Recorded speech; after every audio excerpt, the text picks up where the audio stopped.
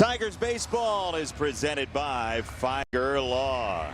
Can't wait to see what the weather graphic says about this today, because it is beautiful, warm, bright, and mildly adhesive. Yeah, 60% humidity. It's mildly adhesive. If it was like 80 or 90%, it'd be fully adhesive.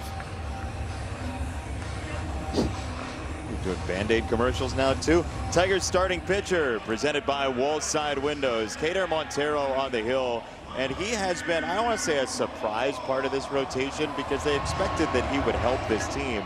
But after the Verlander injury, he's been a necessity. And he's done a great job stepping into a big role that the Tigers needed filled. Him as a quality starter to go out and eat up innings and quality innings as well. Going deep into games, gets early contact. A lot of teams know he's not going to walk you. You see that base on ball rate, 6.2, that's low. So they have to swing early, and his stuff moves enough. He's got a good profile between the four seam and the sinker to get that soft contact. First two pitches, he was getting all sorts of outs against the White Sox on Sunday, and he's got a first pitch pop up from Cole Young to second base, and Gleyber Torres one away. So here is the Mariners starting lineup. They are 5th in home runs, but this is pitches seen per plate appearance. League average is .388. They're typically around league average or a little bit higher. We'll see how aggressive they are today. Looks like they're going to be aggressive out to shoot. Swing at the first pitch of the ball game. See, J.P. Crawford's not in the game. He got hit on the hand yesterday, came out. That's a big blow for the Mariners if he can't get healthy. Yeah, he is out of the lineup today. So Young at the top of the card.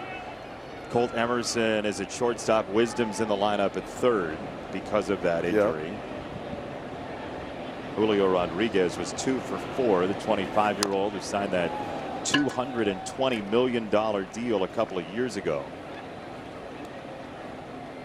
One of the bright young stars in all of Major League Baseball. We thank you for joining us, by the way. We are the only game in town around baseball land this Saturday afternoon.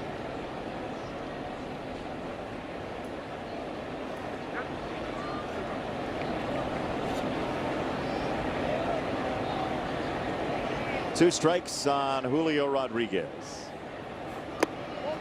Takes a ball 1-2. And if they can get ahead of the likes of Rodriguez, Rosarena, Raleigh, some of the guys with some thump in this lineup, you'll see him throw breaking balls out of the zone. Pitches that look not close because they do have some chase.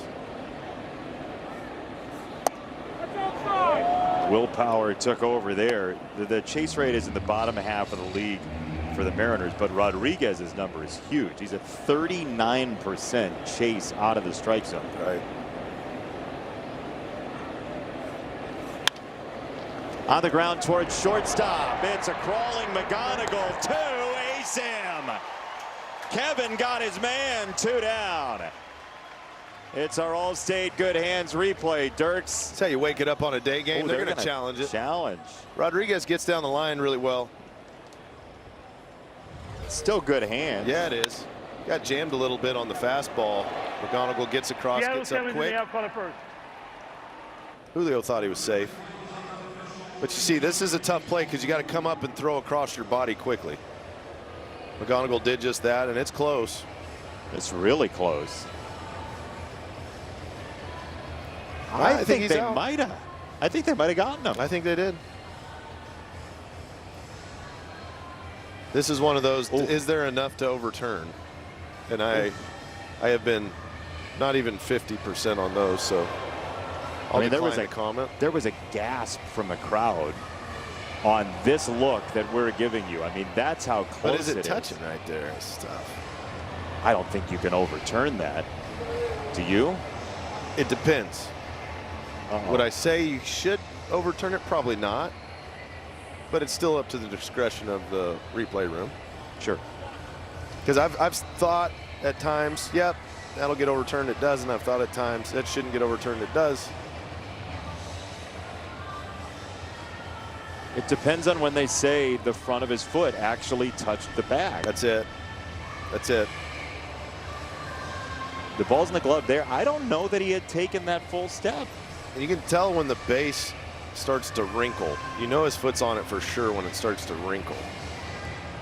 Right, well, this there is when it. there was impact with the base. This is why somebody once tried to patent a bell that you'd attach to a base. Oh yeah, it's a great idea. So every time somebody hits a base, it goes bing. Yes. That sounds fabulous. So then you could pair it with the glove sound. But you know, You'd hear bang, bing, pop. bing pop or Bing, pop, bing. or pop, bing. Pop bing, he's out. Yeah. Bing pop, he's safe. Yes. After you, the call stands, the runner's out, Seattle loses challenge. Well, Seattle's out of challenges here. Rodriguez is out. That is an interesting one to go after for the replay room for the Mariners so early in the game. Yeah, it shows they want base runners. They don't want to let the Tigers get out to an early lead. When runs are at a premium, you know you got good starting pitching on the mound. They're going to try to scrap every base runner possible. 2 down for Naylor, who ships one foul, strike one. Our wall side window starting pitcher, Kader Montero, has this Marygrove Awnings defense behind him. Green in left, Vierling in center, Perez in right. Keith, McGonigal, Torres, Torkelson, and Dingler behind the plate. So you see Vierling back in the lineup in center. McKinstry was hovering around out there yesterday. But a lot of that's the ground ball pitching from Fromber, Valdez. So now Colt's going to be at third. They want a little more offense there. Short's not going to play. McGonigal moves to short. Naylor hurt himself on that swing. Naylor doesn't feel great. He's squeezing that right hand.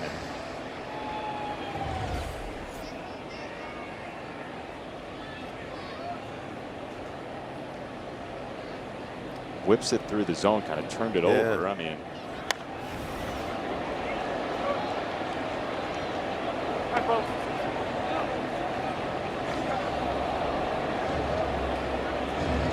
you're a lefty. Yep. So you must know what he's feeling exactly. The hands, wrists take a beating throughout the year, for sure. Like some days when you grip a bat, you get these little twinges of pain that go through your wrist. So with that, what pitch don't you want to see right now? Anything in, where you got to clear the hands. You want it out away from your body. Up's no fun, in's no fun. When your hands don't feel strong. Ground ball second base. Torres flags it down and throws him out. Nifty middle infield defense for the Tigers in the first, Andy. One from McGonigal and now one from Torres. The backhand on the short hop. Quick flip. 3 down out there.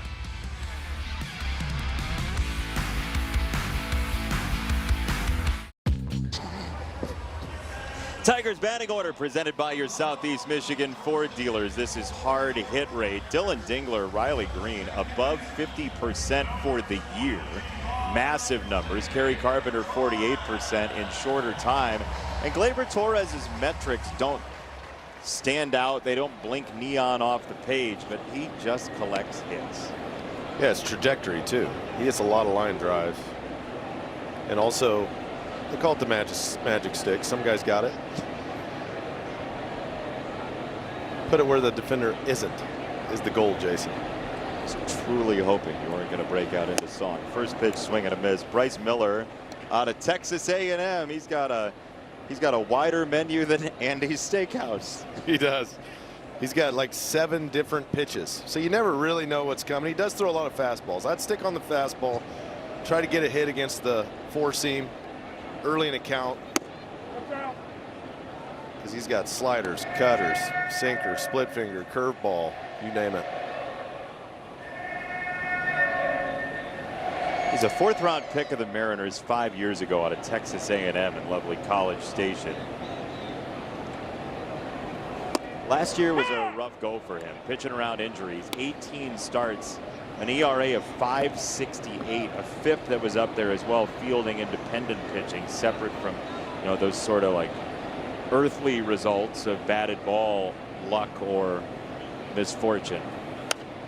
So it's fouled away. So you try to extract all the stuff that he wasn't really at fault for, but the FIP was still over 5. I mean, when you're allowing a base runner and a half per inning last year, it's hard to pitch around sometimes. And they were slugging his fastball. Anytime a team's slugging your fastball and you're a starting pitcher, it gets ugly in a hurry. Because you can't, it's hard to get ahead in counts when you're having to spin all the time, throw off-speed pitches a lot. If you can't establish the heat, the other stuff doesn't work as well for a starter. Well, we saw Brian Wu just come out and throw fastball after fastball yesterday early, and Bryce Miller was that kind of guy, but this year he has junked a little bit of the fastball for the breaking stuff we're talking about. Well, last year his average fastball was 2 mile an hour slower than it is this year. He was like 94 last year. He's 96 something now. That makes a big difference. We talked about velocity yesterday on the show. You went in depth on your basic research that ended up being actually way more in depth than I thought. In depth on your basic research. Yeah. It's like basic research for who? A rocket scientist? 3-2. It swung through, strike three, fastball at 97. And there's one away. Let's give you the defense for the Seattle Mariners. It's Arozarena, Rodriguez, and Raley in the outfield. Wisdom takes over at third with Emerson, Colt, and Cole on the middle infield. Josh Naylor at first. Johnny Pareda is the catcher. But that's at 97 you saw right there out of that right hand. If that's 94, it's a different type of at bat. Yeah. One down, Kevin McGonigal, who was 1 for 4 yesterday. Takes ball one. So Daniela detailed the relationship that McGonigal and Colt Emerson have as friends playing for USA Baseball. We've heard Riley Green talk about that as well. I mean, you just don't know growing up who that you're around. You're just kids. Yeah. Right? You're kids in a lot of ways playing a kid's game, and then suddenly you're here in the show playing against one another, and it's different. Daniela? Riley talked about that with me specifically, having played with Bobby Witt Jr., Corbin Carroll on the Team USA team that he played for, and how dominant they were. You don't realize at the time that you're playing on a super team like that, and you're playing with all these major league stars. Riley said as much as he would have wished he settled down a little bit more, took it in, and realized what that experience actually was, because at the time you're so focused on playing really well and getting to the big leagues. And then suddenly everybody's watching you. Yes, and you've got all of those guys in the big leagues now too. That's right. 1-2 to McGonigal. And he flinches but does not swing. A slider downstairs, 2-2. So they're back to their old habits. Glaber saw 7 pitches. That's 4 to McGonigal already. And it's what AJ was talking about before the game yesterday, the Tigers manager, AJ Hinch, about the difficulty even in the first inning for starting pitchers against the Tigers. And McGonigal wasn't going to be set aside by that splitter.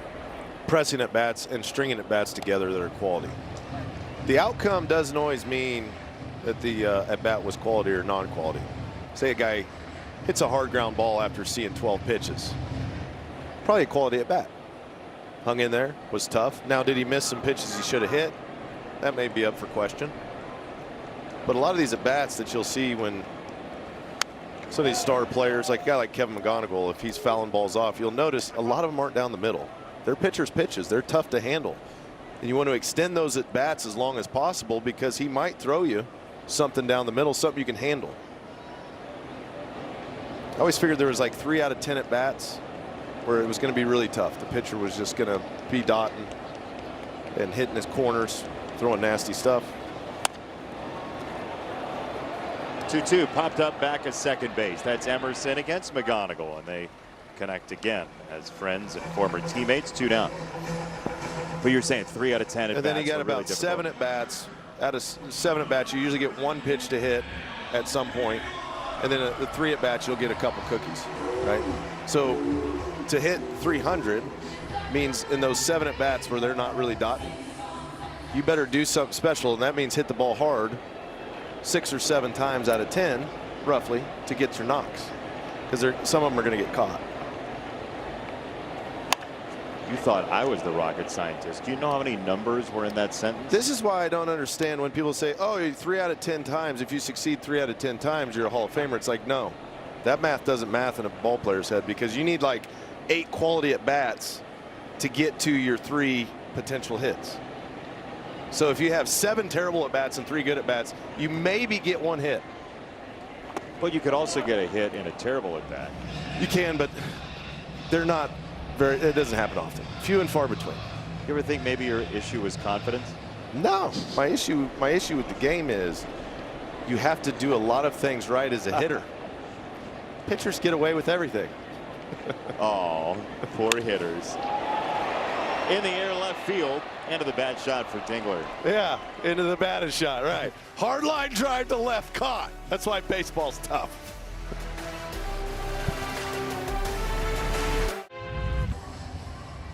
Shimmering sunlight here at Comerica Park. The little ones, like the offense, pacified through one inning. Cater Montero will take on Randy Arozarena to lead off this second inning, and Montero's got the slider that's been very effective for him. You see the swings and misses on the slider for Arozarena against right-handed pitchers this year, but when you spin him a bad one, he can really hurt you. That's it. It's location. You get to 2 strikes, you definitely want that thing down and away out of the strike zone. Last thing you want to do is throw one of those little cement mixers up there that hangs around the middle of the plate, because he's got thumb. Righty sliders against Arozarena. It's a .567 slugging percentage. And then specifically, that's the number. But overall, just any breaking ball, he's slugging nearly .500 for the year. So a miss on a curve, a changeup that fades in, and then a dropped baseball back of home. It's 2-0 on Arozarena, who had that 10 home run postseason the 2020 year with Tampa Bay when he stormed onto the scene.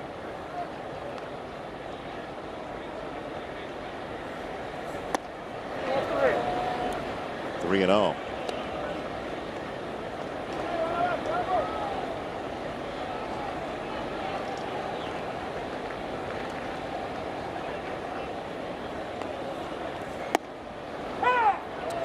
Randy thought that was a ball. He didn't think it enough to challenge, though. I think he was just walking to first hoping. Says nope. Now it's inside. It's ball 4. It's a leadoff walk for Arozarena. Some of the old tricks, though, don't work as well, because even if you try to sell that that's ball 4, the catcher can challenge. Yeah, they can. It's changed that a little bit. There are all these time-tested sort of spy moves, right? These under-the-table moves you could do in baseball to try and sell something. Yeah. Now you can't. You can. But it doesn't mean it's going to work. Uh-huh. There's more regulation now than there used to be back when the game was wild and free. Don't say it. Whatever you're going to say, don't say it. 0-1 to Raley. No, I loved a lot of the rule changes. I love the pitch clock. That was huge. I hated slow pace of play, especially as a defender. Standing out there in the outfield just waiting for guys walking, circling the mound. You're like, come on, get on the mound, let's go. Do you ever say anything to a teammate? No, I always, everybody has their own pace and cruise. It's their game when the ball's in their hand. Who were the slowest pitchers you were around? Jose Valverde. Yeah. And he would come in the 9th in a 1-run game, mind you. Pressure situations. And he would throw a pitch, grab it, walk around the mound, go grab the rosin bag. It'd be ball 1. In the air left field, Riley Green on the move. He lays out again and makes the play again. Riley Green lands with a ball in his glove, and there's one away. Another nice play. Riley covering some ground out and left today. Early day game, wake it up, get the back loose. Nice play. Timed it up, secure the baseball, lose the shades.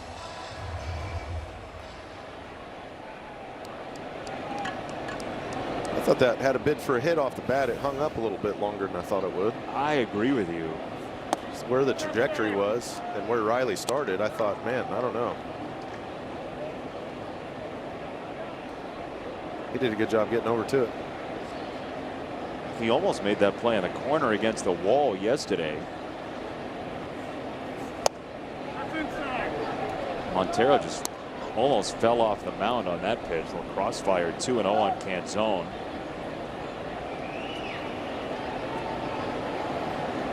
Year number 4 with the Mariners for Dom Canzone, the former Arizona Diamondback. Nice change. Perfect time for it, too. 2-0 pitch. Guy wants to hit a pull side homer. Pull the string on it.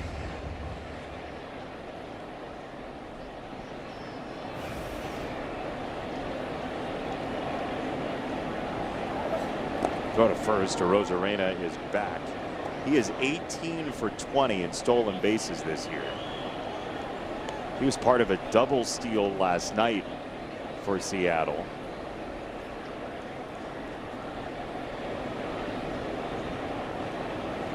Does not run here, and Canzone swats it foul. 2-2.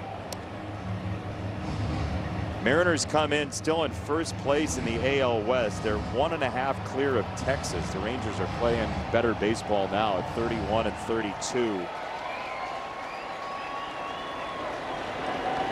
The Athletics are 2.5 back. Houston's only 4.5 back. They might have him. Oh, he's safe. He had to throw himself back at the bag. Arozarena had to fling himself to first. Quick move by Montero. Got him sneaking off the bag. He was looking to go. Torque tried the quick snap tag. Just got back in there. That's a slick slide by Arozarena because he looked like he was dead to rights. Now he's off the bag again. You can't throw, though, because Montero's already thrown twice over. He would have had him had he seen. Arozarena was off. Well, all Montero was doing there was holding longer. Trying to disrupt the timing of the base runner because he's trying to time it up and start going right about the time that lead leg's going to go in the air. He's shimmying off the bag. Now he hops back to the bag, and that is inside. 3-2, and a challenge coming from Dylan Dingler. It's an ABS challenge presented by T-Mobile. It's either ball 3 or strike 3, and the answer on the big board is ball by that much. Don't see that very often at all. There's just a lot going on here. You got a Arozarena over there jumping around. You know, Dingler's thinking he might have to come up with a throw, try to frame a pitch. You know he's running here.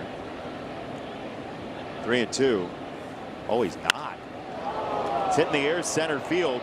Vierling's back on it. Matt's still going. He's at the track, and it's off the wall. Matt can't find the ball. It's sitting right next to him. Here comes Arozarena, and he will score easily. It's an RBI double for Canzone. It's unlikely they get Arozarena anyway, but Vierling just didn't know where the ball went for a moment. Yeah, this ball was touched too. Fastball up. Canzone's got some serious pop. He's got 7 homers on the year, but when Vierling goes back, it just kind of duffed and hit his glove, and he's like, where is it? But I agree. I don't think that this would be any different. Oh, it hit his leg. He would have scored from first on that. That's deep enough there, and Arozarena runs well enough.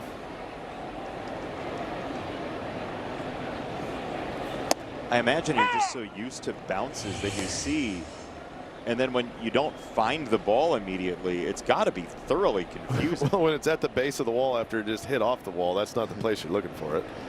It hit him in the leg, though. 0-1 to Wisdom. Chop it foul. 0-2. You ever wonder, like when a player can't find the ball, but his closest buddy's about 100 feet from him still? Like, I can't find it. He's like, it's right there. Where? Right there. It's like looking in the refrigerator. You can't find the ketchup. Wife comes in. It's right there, It's Andy. right there, where we always put it. Same spot, right in the front. 0-2. Up and out. There's also the one that happens nowadays where you're looking on your phone for something on the web, whatever. Then you have it in your hand and you're like, where'd I put my phone? Yeah. You ever do that? No. I know somebody has. Clown. 1-2. Wisdom checks his swing on a pretty good slider there.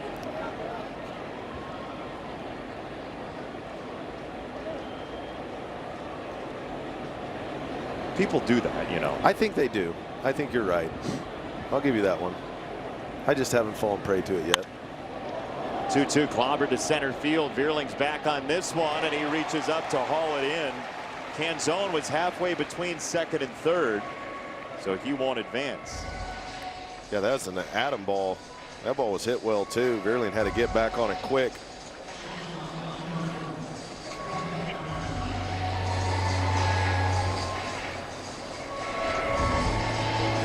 Looks like some defense is going to be needing to play today. We had a couple nice plays up the middle in the first inning.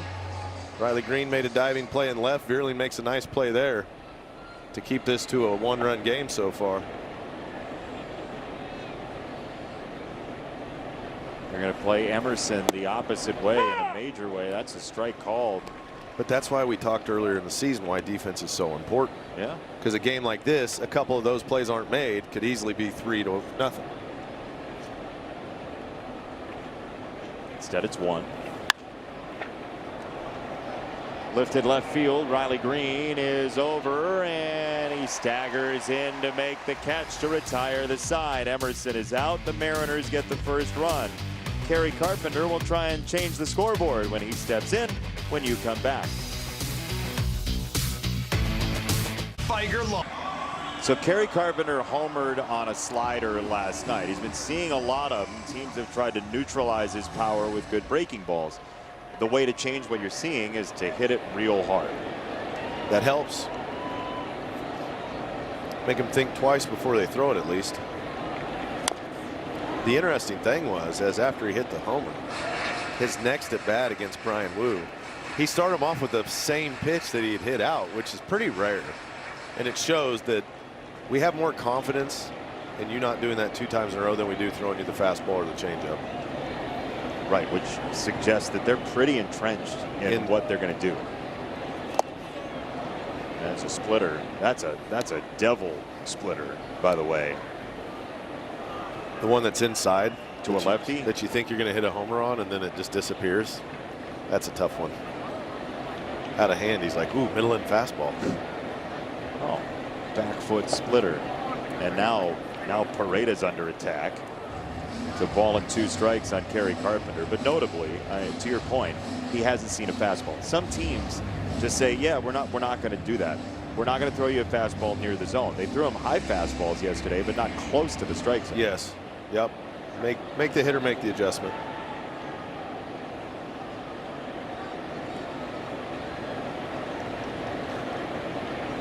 One, 2.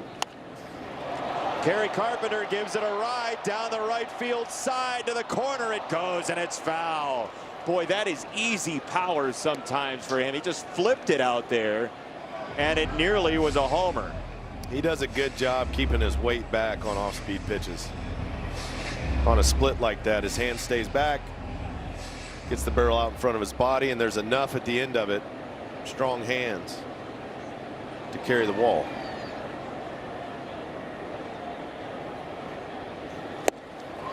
Wave and a miss on a fastball.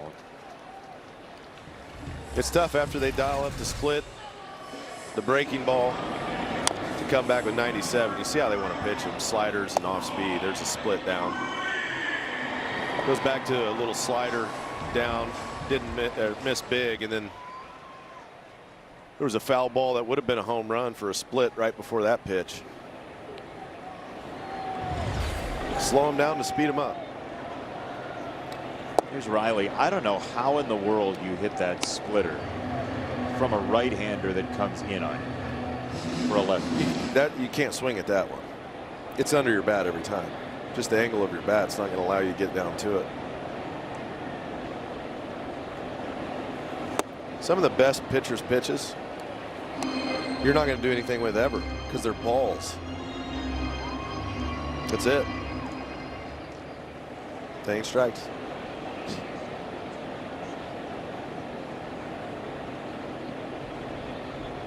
Oh, 2. Swing and a miss. Cavalcade of splitters. 3 in a row. And 2 down. This is since May the 1st. Riley Green has seen the 5th most off-speed pitches in Major League Baseball, and 3 of the 5 are in this game. We saw the Raley at bat last night. The Tigers followed that pattern. Guy hits the fastball really well and can establish that. They're going to try other stuff. Split fingers and changeups are off-speed varieties they like to go to, especially against left-handed batters. from a righty.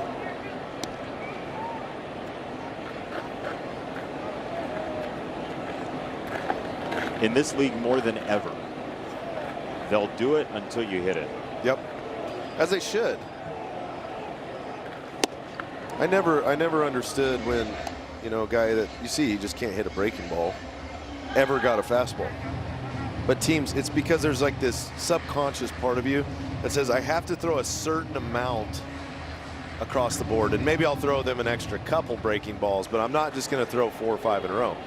Then as you develop and as you go through the levels, you start seeing guys who are willing to throw the breaking ball every single pitch if you don't adjust to it. And it weeds out a lot of guys. That's the whole purpose of all the minor league levels, right? Is that you can separate each player from the pack. That's right. One way or the other. Yeah. And if you can't hit a fastball, you're automatically gone out of the minor leagues, because they're going to throw fastballs. Then you hit Double-A. All of a sudden they start throwing a lot of breaking balls and off-speed pitches. Double-A and Triple-A. It's very spinny and in a hurry.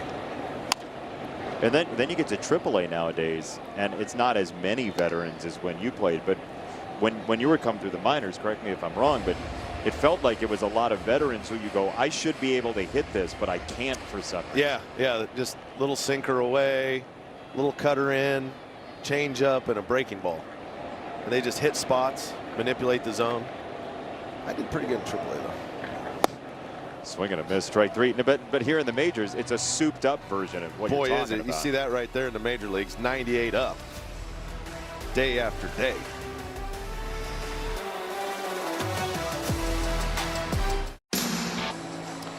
Join us Saturday, June 20th, and be one of the first through the gates to receive a Detroit Stars-inspired windbreaker presented by Comerica Bank. Visit tigers.com/giveaways to learn more. Grab a $5 McChicken meal today. First pitch from Montero is ball 1 to Johnny Pareda. In case you don't know, they hand us cards for these things, for the sponsorship deals. And sometimes you just look ahead, a line. Well, yeah. You say the wrong tagline. It's happened. Even to the best. Yeah. Even to the very best. And to the both of us. And sometimes they put a question mark at the end of it. Ooh, put the question mark on the prompter. 1-1 on Pareda in his 62nd major league game. And he flies it foul down the right field side. So 4 separate teams he's played for. He is the prototypical guy who's a good AAA reserve catcher, and when you do have an injury, he can come up and hold his own. He's got 2 home runs this year, his first 2 in his major league career. He's 11 for 40 at the plate this year, his best offensive season in short time in his major league lifespan. You need these guys in your organization. You have to have them. Tomas Nido for the Tigers the past couple years. Guys are going to get beat up. There's times they need to go on the shelf, get mended, and you want a guy who can step right in because you're managing the staff. Gleyber Torres, easy does it, out number 1, and here's a message from Figer Law. At Figer Law, every case is personal to us, and we won't stop until we bring home the win. Figer Law, all we do is win. Daniela Bruce is downstairs. Andy Dirks, Jason Benetti, our entire wonderful crew here on June the 6th of this 2026 Major League Baseball campaign. You know what happened this day in 1979? I do not. An avid viewer of our telecasts and a wonderful guy, Willie Horton, hit his 300th Major League home run. Oh, did he? That's Yeah. awesome. And he did it somehow, some way, as a Seattle Mariner No kidding. against Jack Morris Okay. of the Tigers. That's funny. At the time. Yeah. Yeah. Very ironic. That's great. So Mr. Horton, who I'm sure is watching somewhere out there today, congratulations on home run number 300 back in 1979 at America's most welcoming baseball venue, the Kingdome. Oof. Yeah. It looked like the 4th floor hospital lights that they used. Why were they so yellow? I know. You're trying to make it look like the sun? That's a place you go into, you'd forget the sun existed. Jam shot, fly ball, right field, and Wenzel Perez makes the catch for out number 2. Kingdome's one of those buildings they imploded. They said, not only don't we want this to exist, but we want to make it a scene so everyone can know it's gone. There it is. Why do we have that? I literally just said implosion, and Denny Blunt, our producer, said, here's the implosion, very calmly in my ear. That's cool. Why is that in our truck? What do we have? They have everything. They have everything. Goldfish You're right. Swimming in a bowl, implosions of old stadiums. Now you're just going to name things to see how long it takes for us to get it. 1-1 on Julio Rodriguez.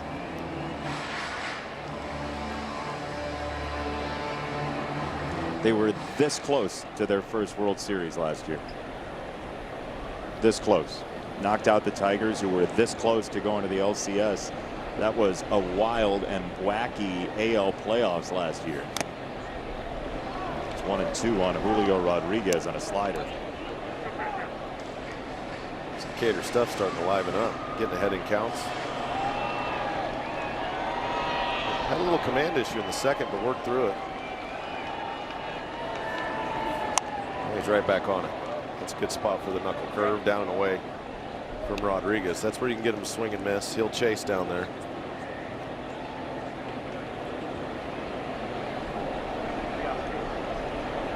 I've been waiting like 8 months for this. Just nice weather. Yeah. Ball game. T-shirt weather has arrived. The days where you go outside and you don't feel the weather are the best. Yeah, they are. 1-2. He reaches out and touches it to right field. A base hit for Julio Rodriguez. You see the talent right there from Rodriguez. The pitch is supposed to be up. See Dingler set up, trying to get him to throw it up out of the zone, but he just reaches out, touches it with the barrel, and gets him a knock. But athleticism means you can swing the bat. You don't have to be perfect in your legs. It doesn't have to be a beautiful swing and you still get hits. Just adjustability in the box. Line drive, base hit for Naylor. Rodriguez to second. The Mariners have 2 on just like that with 2 out.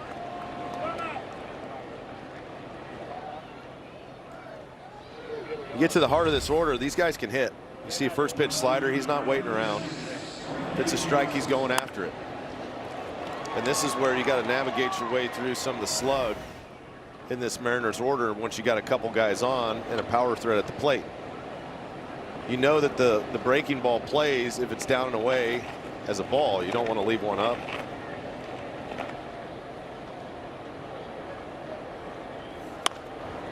Now Arozarena slices that down the right field line. That's a fair ball. Back-to-back pitches with hits.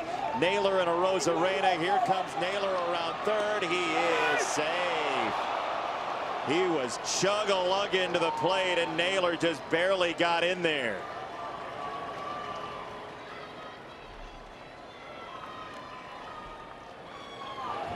Three straight pitches go for hits. Yeah, sinker down and away. Arozarena stays on it, hits it the other way. Perez has got a sprint to the right field side. Tigers are going to challenge here to call at home plate. It looked like Dingler might have gotten the hand before the hand got in. It's a perfect throw on the relay. Ooh. I think he missed him. The hand guard went flying off. Somehow it ends up in front of him.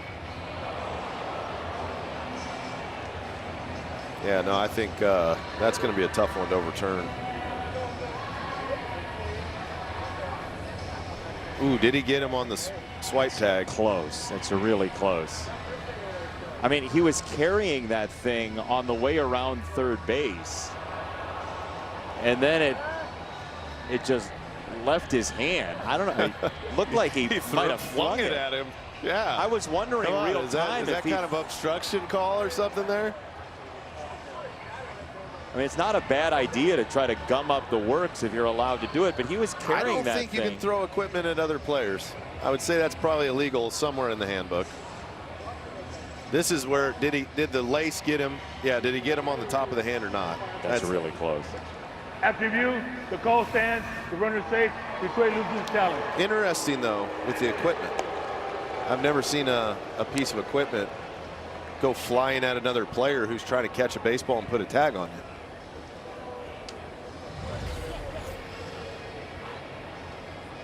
He let it go. He let it go. There's a whole provision for equipment illegally touches live ball in the rule book. But is there anything about you can throw equipment at the opposing player trying to catch the ball and apply a tag? We're working on it. I mean, it looked blatant, like he let it go on purpose towards Dingler. That's all it looked like. Almost like a smoke bomb. Yeah. Like you throw a smoke bomb into a room to just try to disorient people. I think flashbang is the one Sure, they use flashbang. Yeah. Whatever you want to use. You have one in your bag? It sounded like you have one in your bag. It's 3-0. That's 3 straight pitches that go for hits. Now a throw to second base. And Rosarena's back.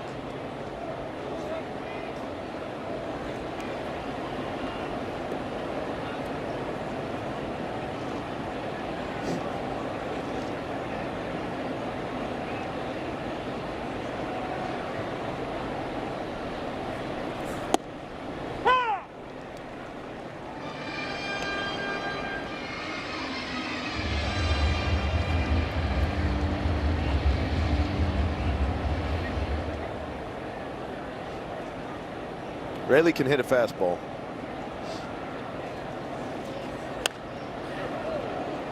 And he sees a curveball for that reason.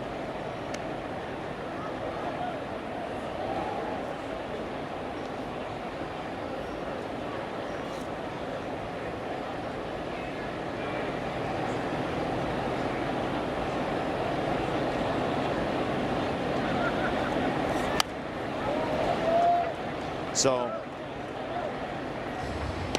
there are some provisions about willfully and deliberately interfering with a batted ball or a fielder in the act of fielding a batted ball, but they're usually attached to a play type.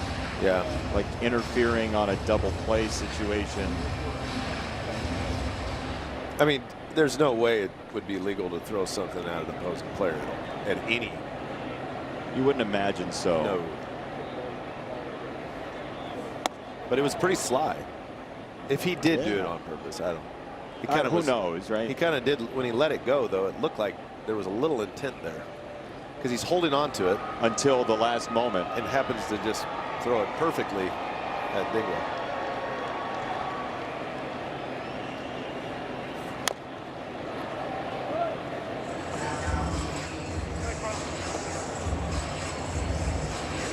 It doesn't feel like that should be legal.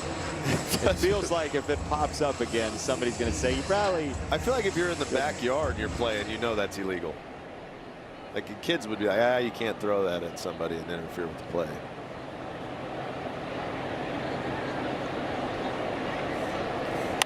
There were wrestling managers in the 90s that used to do that, right? They'd have the foreign object and they'd throw like salt in the eyes of the other guy. You get the roll-up pin. Yeah, or distract the referee for a half second, then throw the steel chair out there. Yeah, with one of those flashbangs.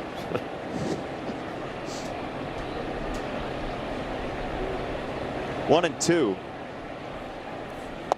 Wave and a miss. There's the curveball for strike 3. Rayleigh is out, but the Mariners pick up 2. They lead 3-0 on the Bet365 scoreboard to the bottom third. Big. Now it's time for Chevy's strongest player. You see Miller today using the off-speed stuff early in counts, often in counts, to pitch backwards until he gets 2 strike. Then he likes the heater. Tigers are just a tick out in front of some of those breaking balls, split fingers, and 98 when you got 2 strikes is tough.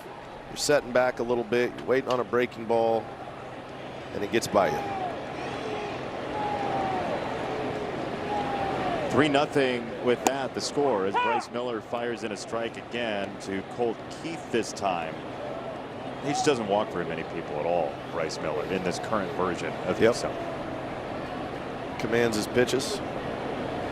And just as soon as you think he's going to pitch backwards, he doesn't. That's what good pitchers do. They don't fall into patterns as often. The only way you can do that, though, is if you can throw multiple pitches for a strike.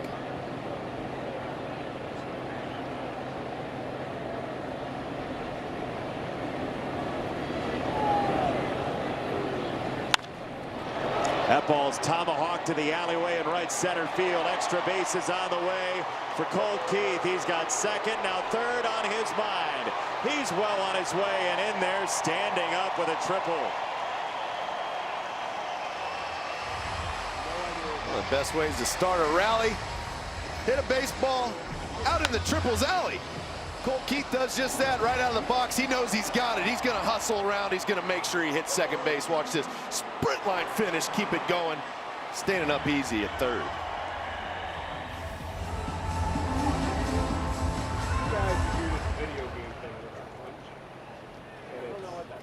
They're going to bring the infield in right out the gate.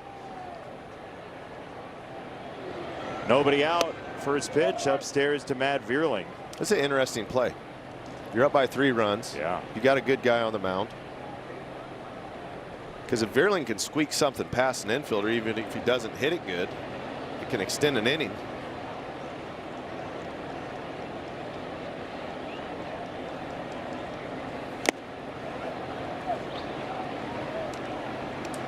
One ball, one strike. You need this run for sure. Now the middle's going to move back.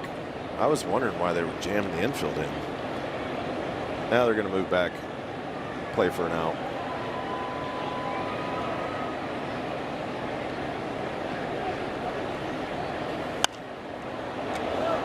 Popped up first base side, foul territory. Naylor makes the catch using equipment attached to his hand. And we got a message from your Southeast Michigan Ford dealers. Now during employee pricing for everyone, get $10,002 in savings on the 2026 F-150 XLT 4x4. See your Southeast Michigan Ford dealer today. So just to clarify on the Naylor play, with the sliding glove coming off and being a part of the play, or at least threatening to be a part of the play, the only way that you could call him out is if you deemed it to be intentional. But the way we read it, the burden would be pretty high to prove intent. Yeah, that makes sense. There. He definitely didn't like throw it overhand at him. He just kind of let go of it in that general direction.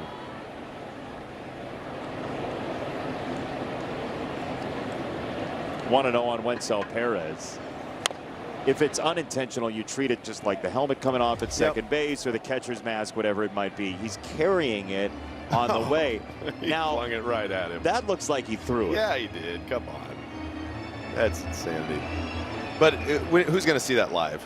Correct. I mean, it's just like, oh, nobody saw it. Do I think it interfered with Dingler on that play? No. I think the play turns out the same regardless. But it's something to think about for another play. But yeah, but if you were going to do it intentionally, you'd put it right where he did. That's it. Now again, we can't prove that, and I'm not going to even go as close to say like he did it. Nobody has any idea. No. But it would be a savvy play if he did. Yeah, it would be. Because at least there's something. There's a landmine. Well, he thought he was potentially going to be out. He knew where he was when the ball was coming in. It's going to be a close play. Called strike 3. Challenge coming. It's presented by Figer Law. Wencel Perez challenges.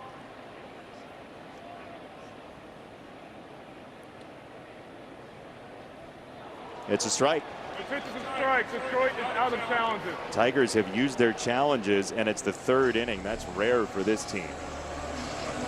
Well, in a big spot, when you got a runner at 3rd and less than 2 outs, you're trying to put the ball in play.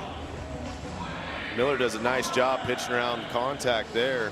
Got the pop out to first and a strikeout. Gleyber Torres is going to have to try to pick up his team here, score that runner from 3rd.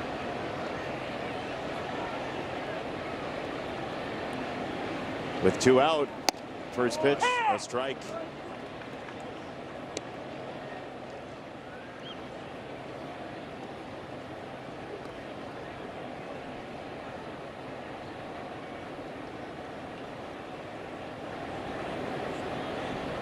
Keith at third, 2 out, third inning. 0-2, a lot of swing and miss on a lot of different pitches for Bryce Miller once again today.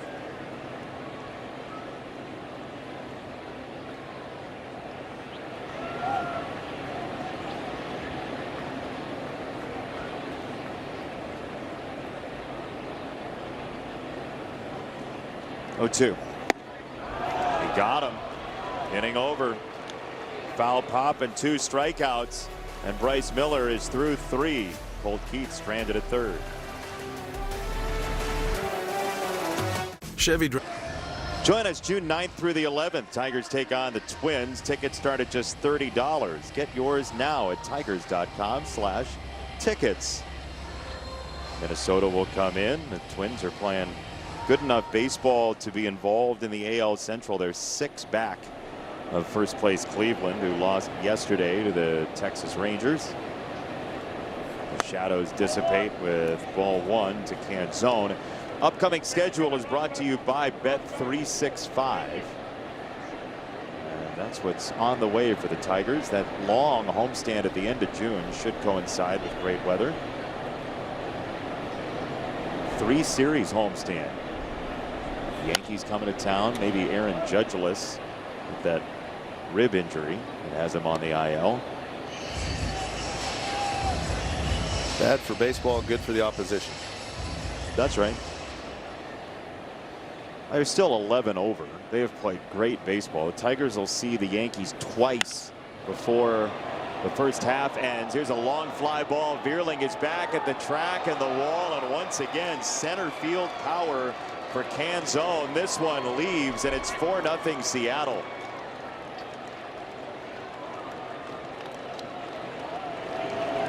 He's got some pop.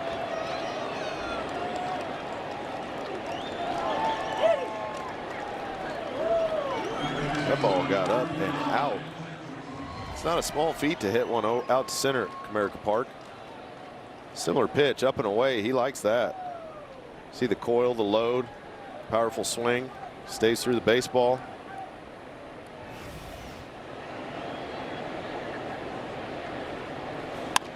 First one here is bounced past the mound. Torres sweeps it up and throws to first for the out on Wisdom.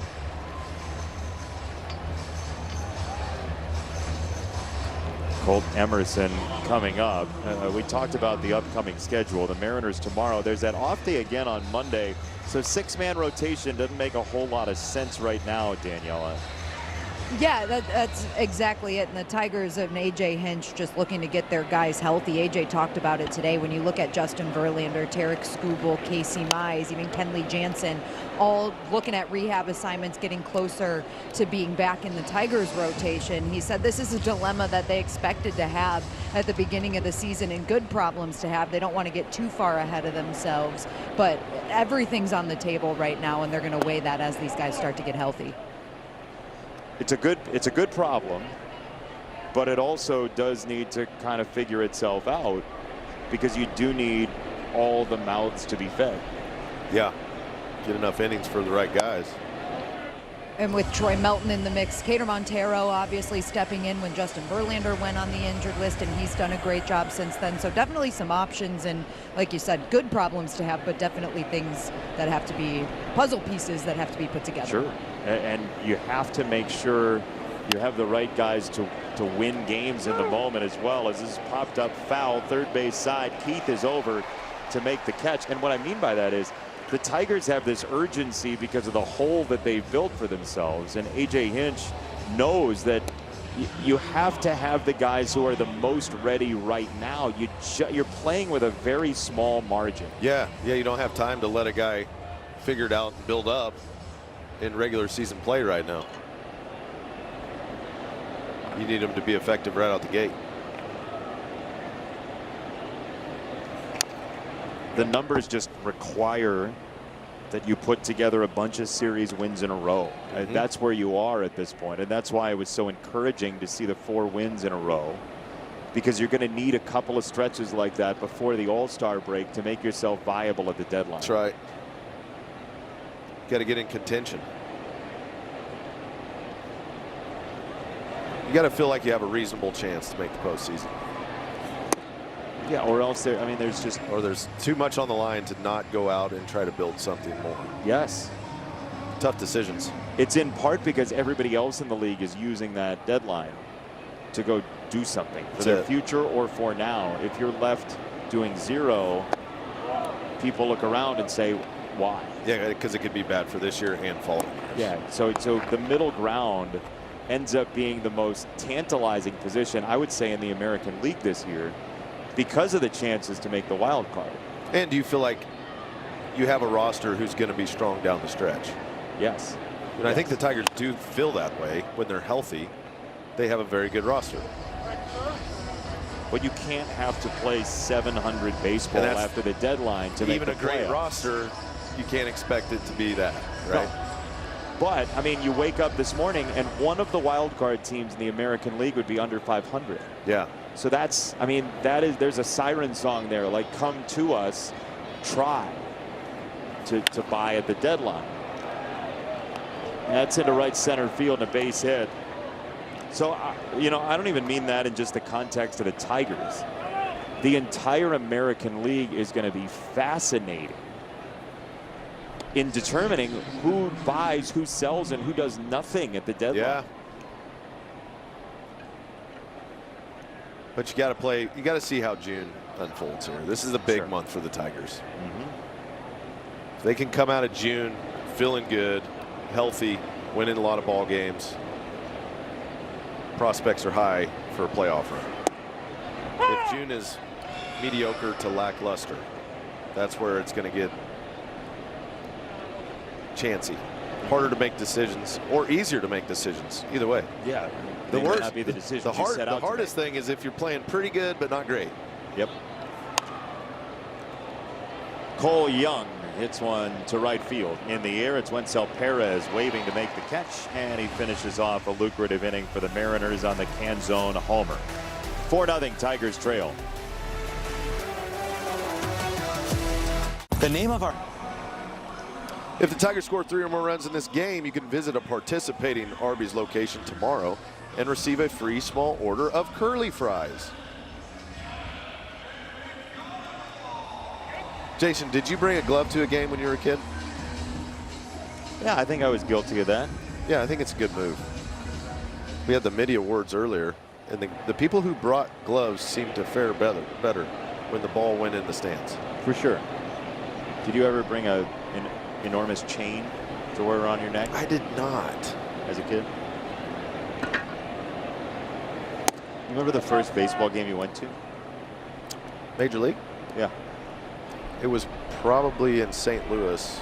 We played a USSSA tournament in St. Louis. We went to the Busch Stadium over there. Old Busch Stadium. Yeah.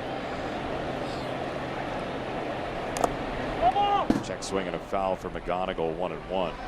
The next big league stadium I was in, I think, was Comerica Park. Really? Yeah. How far was Haven from Kansas City? How far is it? 3 hours, 3.5 hours. You never went to a Royals game? I don't think we ever did. Growing up? No. Wow. I didn't sit still well. My parents knew a few things about Andy. I was a rather be playing than watching guy when I was a youngster. When did you learn to sit still? It's a work in progress. The 2-1. It's ball 3. How did you end up playing baseball, the game that requires the most patience and the most alone time? It's a faster paced game than people think. Now it is. Now there's a timer. Yeah, I'm not sure how that worked out. I never got that board in the outfield, to be honest. It's ball 4. Tigers will take it. McGonigal's on here in the 4th. Quality at bats. Stack them up and score some runs. That's the goal for the Tigers right now. It's Bryce Miller. He's had good stuff. Hasn't left a lot of pitches over the middle of the plate. Done a good job working the edges. with the different pitch types.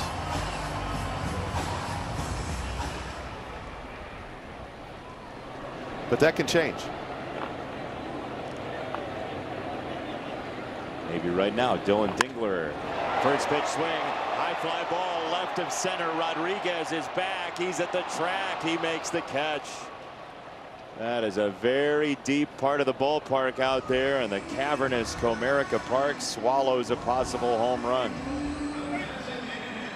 Yeah, that's a good swing right there by Dingler.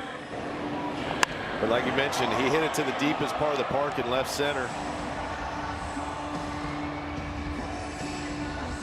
Julio Rodriguez makes that play look easier than it really is. I mean, he can run. He covered a lot of ground to basically camp under that ball that was hit a mile. Kerry Carpenter, a pop-up, first base side, foul territory. Naylor, top of the dugout, a big bounce.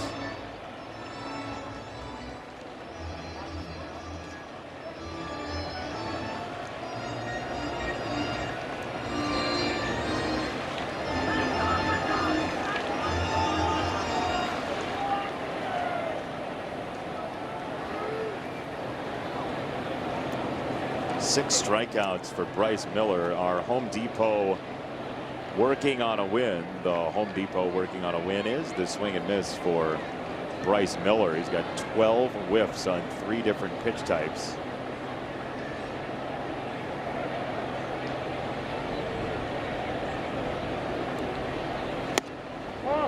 Kerry would not swing at a splitter that was up, ball and a strike.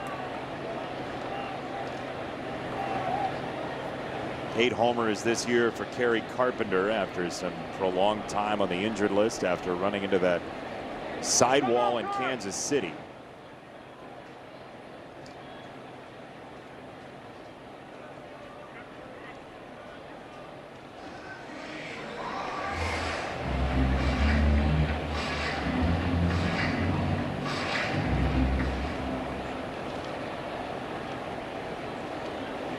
Sunny day here in Detroit. Tigers trailing 4-0 as Carpenter flares it foul. 1-2 for Kerry.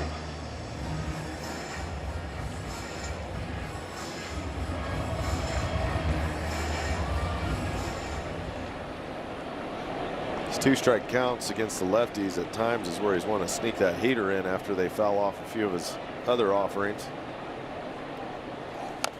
And he's got so much stuff for left-handed batters. You know, the reverse splits thing can be really real for some guys. He's gotten everybody out so far this year, but lefties this year have an on-base percentage coming into today at .205. So a lot of it's that split finger. It's a neutralizer to lefties. If you got a good four seam, which he does, and this is why this year it's better than last, he's throwing the four seam 96, 97 miles an hour. You got to make the swing decision earlier.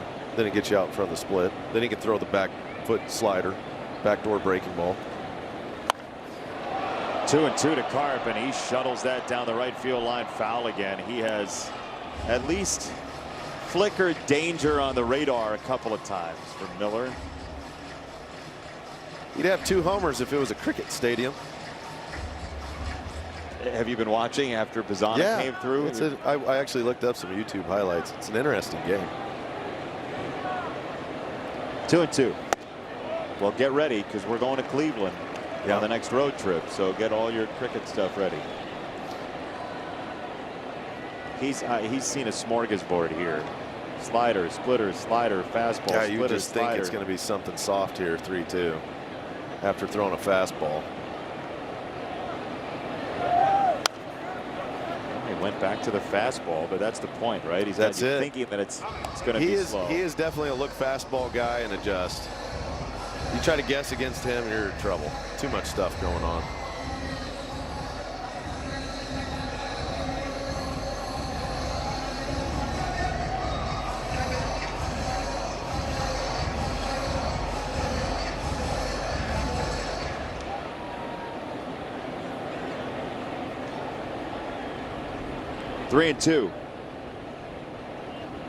McGonigal runs, and there's a line foul. Look out, Anthony Sanders gets crumpled to the ground. Save yourself, man, oh man.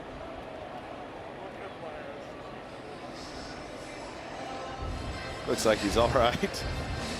Man, checking his pulse. Laz Diaz went to the heart monitor. Yeah. Man.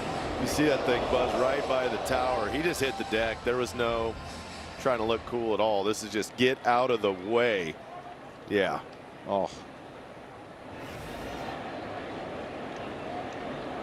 3-2.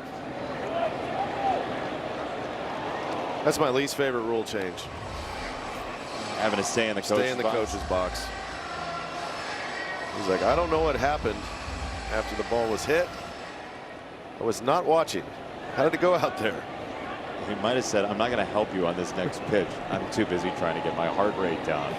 Kevin didn't run the last time. He doesn't hear either, and that's a foul ball. There's been a long confrontation between Miller and Carpenter. It'll be a 12th pitch to Carey. I wonder if he'd go back to the splitter here, Andy.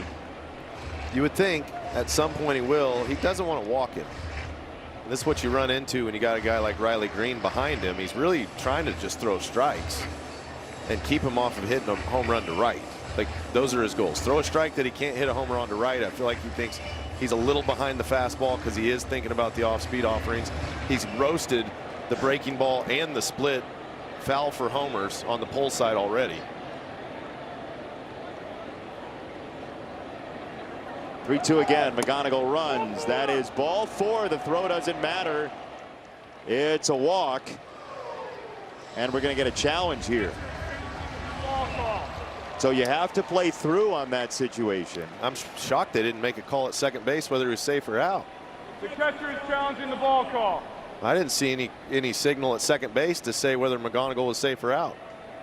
He might have flashed up and out real quick. Let's hope we don't have to find out. It is ball 4. This is the ball. Seattle has 1 challenge remaining. So both teams have lost their replay challenges. Tigers have lost their ABS challenges. Mariners have 1 left, and here's the whole play again. Yeah, runner goes. Quick throw down. James Jean's over there, and he says, hey, it was ball 4, right? He never made a call.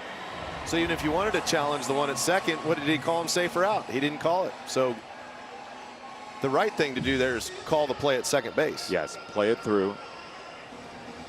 But we won't have to go through that agony because it was a ball. Correct. Be interested to see what they would have done. Yeah, I mean, based on my understanding of the rule, you have to play through the whistle at this point. Absolutely. So that play at second base, if it is a strikeout, he's either safe or out. He made no call. They would have come together, decided on a call at second base, and then left it to whatever challenge, but there's no challenge available either, so the call would have stood no matter what it was. Here's a ground ball. Naylor to shortstop. Return pass coming from Emerson, and they turn 2. Just as soon as the Tigers are looking to rally, the Mariners strike back with a little ground ball double play.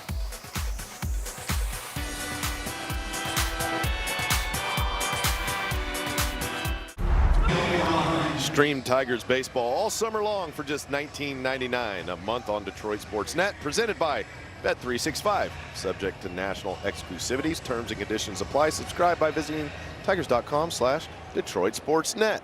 There's the QR code right there. Get him what he wants for Father's Day. Scan the QR code. Get him Dirks for Father's Day. First one to Julio Rodriguez is popped up back of home. What do you normally eat for breakfast? Do you eat cereal? What do you eat? I don't eat breakfast. Ever? Not a lot. Once in a while. I really like biscuits and gravy, bacon and eggs, that kind of stuff. Never, not a cereal guy.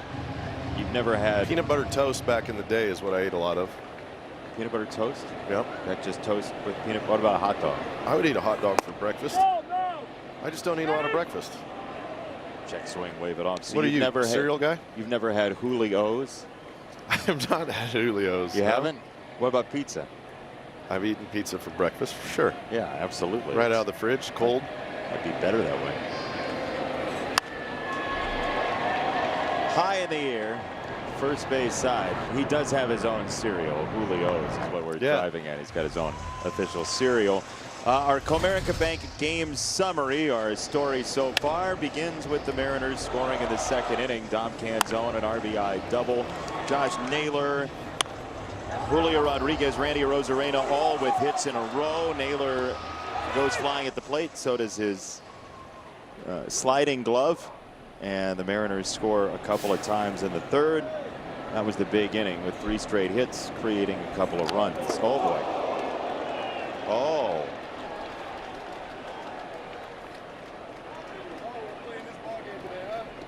Naylor gets hit.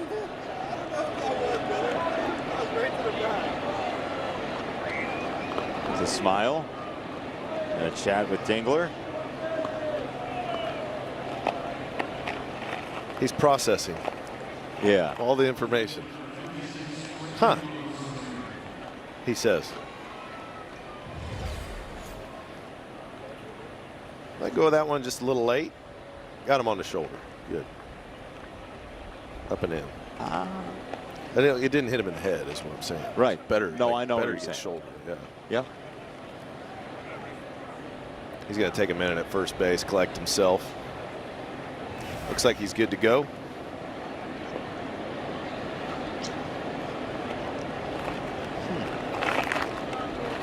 Here's Arozarena.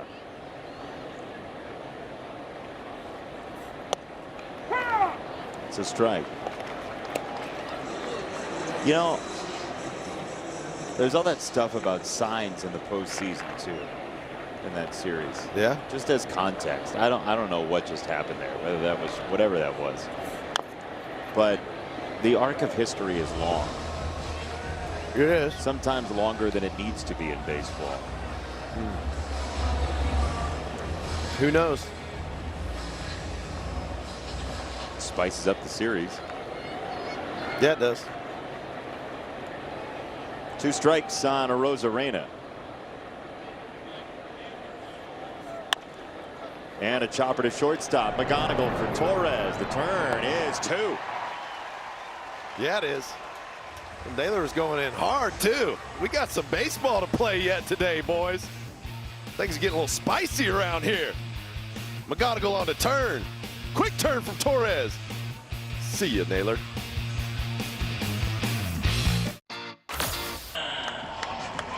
The Tigers do a wonderful job of honoring veterans all season long, and today a special day, the anniversary of D-Day. We have a very special veteran joining us. This is Arthur O, and not only is he a military veteran, he's celebrating his 101st birthday. Arthur, happy birthday. Thank you. 101 years. What's the best piece of advice you can give us? Oh, my. Choose good doctors and eat well and get plenty of rest. Exercise in modestly. Don't overdo it. Choose good forebearers. I think that's about it. I love that. We're all going to have to listen to some of that advice because 101 years is incredible. And you are a Marine veteran. Tell us about your experience serving the Marine Corps. Yes, well, I chose to join the Naval Aviation, and upon graduation, I chose to become a Marine pilot, actually a dive bomber pilot. And so I flew in the Marine Reserves for about 10 years until I became an ordained minister, and then I resigned my commission.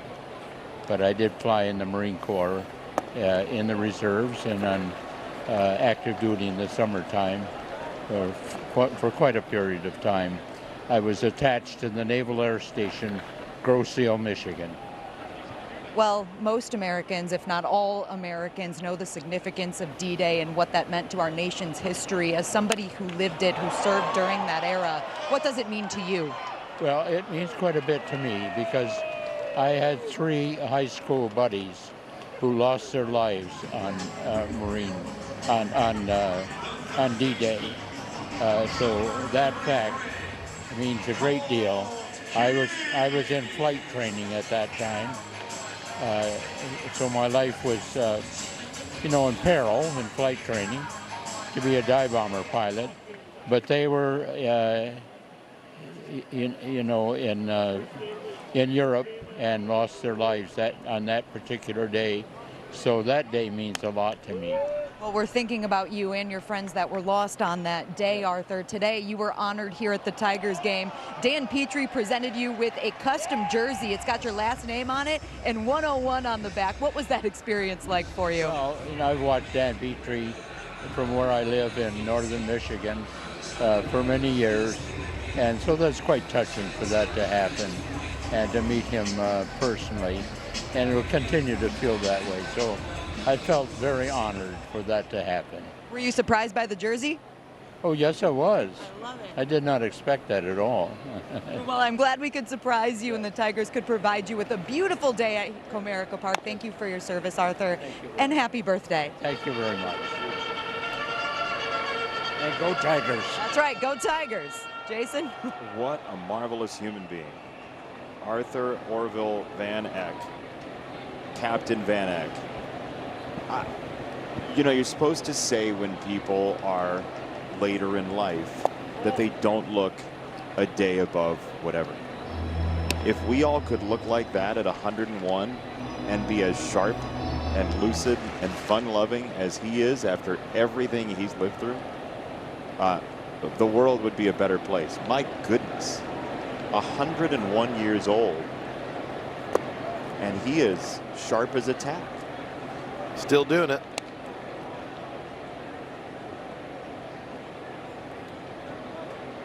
A lot of life experience right there.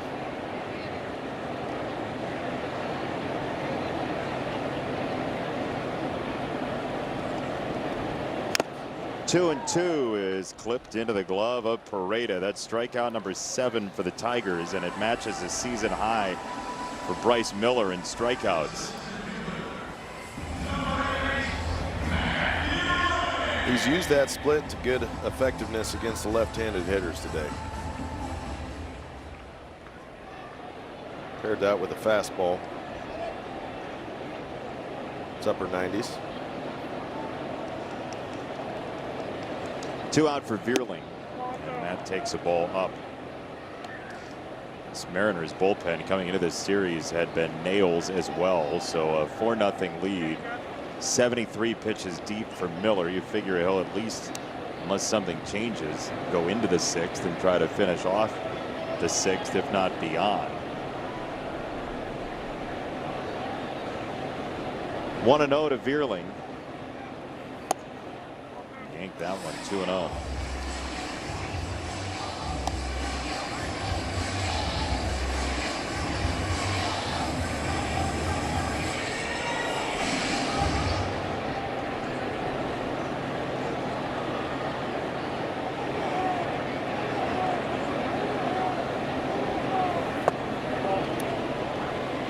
So he got a little loose with his command in the 4th. He walked McGonigal on 5 pitches. Then the Kerry Carpenter plate appearance, which was tied for the longest in his major league career for Kerry. Yep. It doesn't need to be premium strike throwing. It just needs to be effective strike throwing. And that's what he's been on the fringe of. Unleaded strike throwing? Unleaded, yeah. You don't want to pay full price. You can pay a little less. You don't need to get the premium gasoline. But for him, it's that ability to hit the corners, just spray it around the strike zone. Just not a lot of balls in the middle. Like that pitch is in. And it gets tough when a pitcher's not throwing stuff over the heart of the plate often at all to get in a groove and to feel comfortable. That just exploded on the inside part of the plate. It's a lot of run for a 4-seam fastball. Yeah, it is. 3-2. On the ground up the middle, over the bag at second, and Cole Young completes another 1-2-3 inning for Miller. I'm Jamie. You never know who it's going to be. It might be you if you played even one game for the Detroit Tigers anytime, any day. It's Bob Miller, who played 22 games with the Tigers in 1973. He's one of 5 Bob Millers in Major League history, and evidently they pooled the Bob Millers on the 1962 Mets. So where are you staying? Bob Miller house. Yeah, they just going to be like, hey, we need Miller to get up. Which one? Bob Miller. We have 2 of them. Call Bob Miller, not that Bob Miller. No, thank you. That doesn't even include Bobby Miller of the Dodgers. And evidently, as the story goes, our research group dug up, Casey Stengel called him Nelson either out of confusion or to distinguish him from the other Bob Miller. That's so good. When in doubt, just give him a whole different name. That's a very baseball clubhouse thing to do. So, you know, it's like, no, my name's Bob. Like, no, it's not. It's Nelson from here on out. You're Nelson. Yeah. You're Gary Gergich. Our wall side windows pitching change is Drew Summers. He's on for Kader Montero in the 6th. Check swing, he went. 0-2 on Raley. It's, you know, our director is Andrew Blaustein. You're Andy Dirks. We have Dan Dickerson and Dan Petrie and Daniela Bruce. Right? So we just need to start changing people's names. You're going to be Nelson. I can be Nelson. I'll take Nelson. And then we haven't told Dickerson yet, but he's going to be Nelson too. Nelson too? Yeah, as well. Or he could just be Nelson too, because then there'd be 2 Nelsons. That's right. So we just went from 2 back to 2. That's right. But he's Nelson too. Yeah. Thing 1, thing 2. Right. 1-2. High in the air, right field. Long way to go for Perez. He's feeling for the wall. It didn't show up. There's one away. It's got a message from Rally House, Michigan, by any other name. The season starts at Rally House. From jerseys and hats to tumblers for game day, it's where outrageous selection meets every fan's style. Have you ever seen better bow ties than the ones Rally House, Michigan provided us? I have not. You haven't? It's the only bow tie I've ever worn. Is that right? It's a good one. Tiger's bow tie. It's fun. Look great on you. I feel like you should honestly take it home for the kids. Just start wearing that around town. Take Megan on a date. Wear my bow tie. Hey, did you see Nelson? He was wearing a bow tie. It's going to be very confusing for my children. The bow tie, or you being called Nelson? Both. Yeah, that's right. Canzone showed some pop to center field. Hit a double off the wall and then hit a homer. That ball went 451. He hit to center earlier in the ball game. That's a shot. Do you feel like Drew Summers is a little whippier? Comes around his body a little bit more, maybe. Yeah.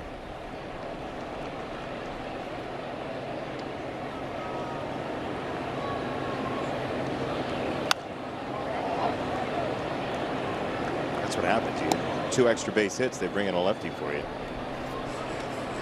No doubt. Yeah, he's got a lower arm angle too. Drew does. Yeah, he stays tall, but he drops the slot down.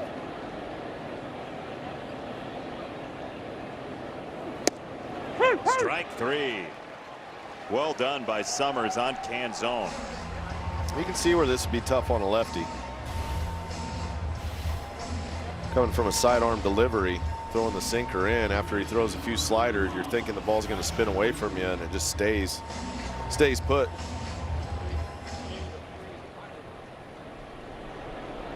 Two down for Wisdom.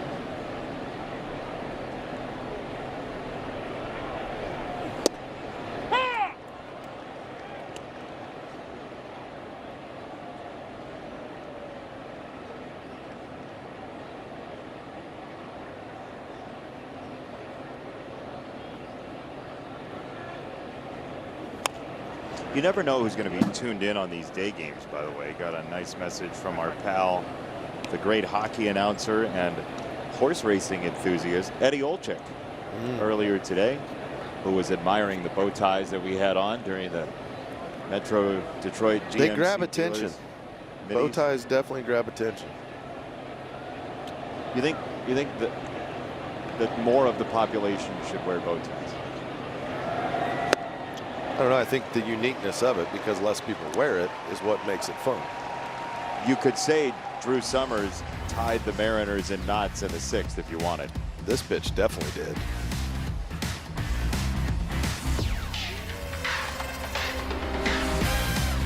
Hi, I'm 4-zip Tigers trail bottom of the 6th, and we'd like to thank our official wardrobe provider of the DSN broadcast team, Grayson Clothiers. Yeah, great quality. I get more compliments wearing these shirts than any other shirts that we've worn by far. It's amazing. Not even close. It's not even close. Did you bring your gray pullover? I left it in the truck just because it's 80 degrees today, so I didn't think I was going to need the beautiful pullover. It's got a good fit to it. Tigers need some good fortune. They need a good offensive fit here. It's 2-0. Oh boy, Pareda got eaten alive by that. Got him in the knee. Fastball in the dirt. That's a rough one. Oh, and you see he kind of batted at it. And even though there's a little bit of protection, the ball went back towards the pitcher's mound, which means the full impact of 97 went right into the knee joint. No thanks. 2-0 on Perez. And it's called strike 2-1. What do you say to people when they ask how we always match every day? I just say that you call me late at night. Around 1:32 in the morning. Great. That's a dart from Wenzel, and it's foul 2-2. So not only do you portray me as the guy who is up late thinking about what we're wearing, but I don't even text you, I call you. Yeah, you're the call guy. Boy, that's a special. That's a tough one there. Kind Being of a pain in call the guy. neck. Oh no. Everything's a phone call. It's fouled away.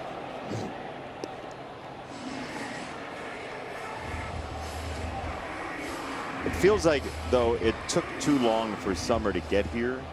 We are going to have a really nice summer. Yeah. Summers in Michigan are the best. Another foul ball. He's a little ahead of the arriving baseball. Yeah, that location too. He keeps throwing them in, but he's just spinning the body quick. Trying to get bat to ball. That's the goal. But you'd think something down and away would be in order after a guy's pulling him foul that far. Make him try to stay on one. Time called. Can we do a quick postscript on Tiger of the Day? Yeah. Are you going to allow that? Of course. Evidently, both Bob Millers were former Tigers. Really?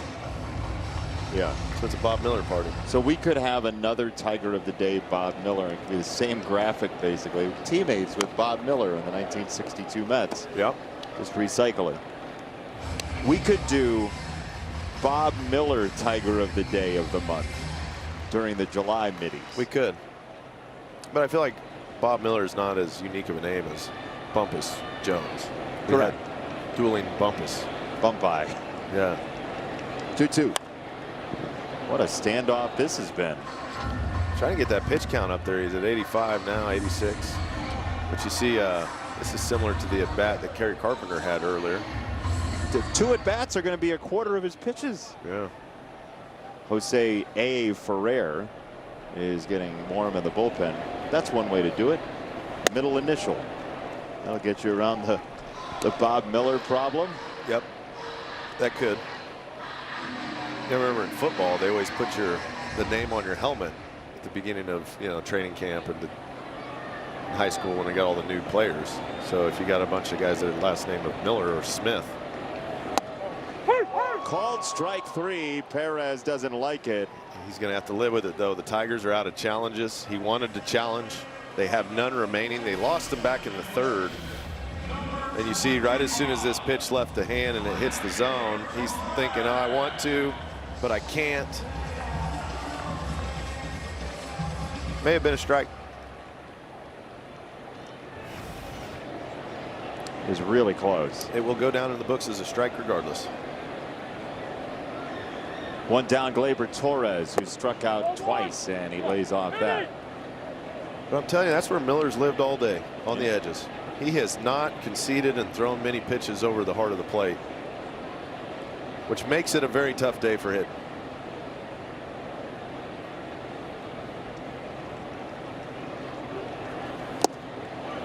You know, when you watch as much baseball as you do, Jason, you start recognizing the difference between a pitcher who had a good outing by byproduct of the hitters not having a good day at the plate, as opposed to a pitcher who just pitched well, worked on the edges.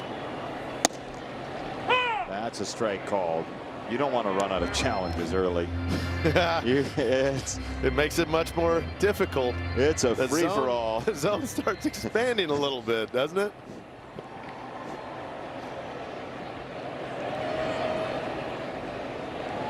One and two. Strike three. Come on.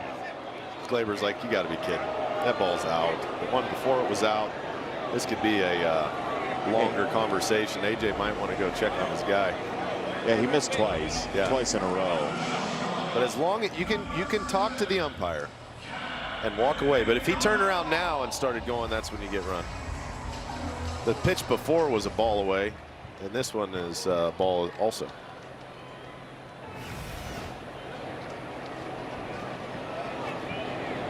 That was reminiscent of an old school Chicago day game. Guy named Maddox on the bump. Just throw it a little further off. A little further off. Just watching highlights of the Kerry Wood 20 strikeout game against Shane Reynolds. They were both great, but the strike zone was electric. Tough day for him. It was not a great day for the batters. 1-0 on McGonigal. And a ground ball to first. Ooh, get over, get over. Twice. You don't hear it yelled twice. But that's the way it goes. To the 7th, 4-0. At Cena. In case you missed it earlier in today's broadcast, we highlighted the relationship between rookies Kevin McGonigal and Colt Emerson. They knew each other through travel ball in high school and played together on Team USA. There's another angle to their relationship. They actually knew of each other before they met because they were both committed to play college baseball at the University of Auburn if they decided to go that route. Obviously, both of them did not now in the big leagues, but I talked to Kevin about that and said, did you guys ever go on a visit together or spend some time on campus there? And he said, no, Colt did. He went to some summer classes and said I should go too, but I didn't like school, so I was not doing that. Okay. But the two of them remained good friends, and obviously they decided to go the route of playing pro ball, and it worked out for the both of them, but both committed to Auburn and knew each other that way as well. Can you imagine how Butch Thompson felt, by the way? Like, we got both of these guys. We got none of these guys. Yeah. Sorry, Butch. That's a tough break. It seems to happen in baseball, though, especially when you're as talented as these guys are, and they knew they were going to impact the league pretty early in their careers.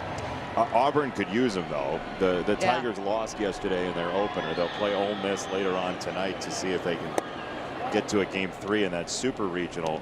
By the way, Colt Emerson also on the same team as Emerson Hancock, the pitcher for the Mariners, which means two Emersons are on the same roster.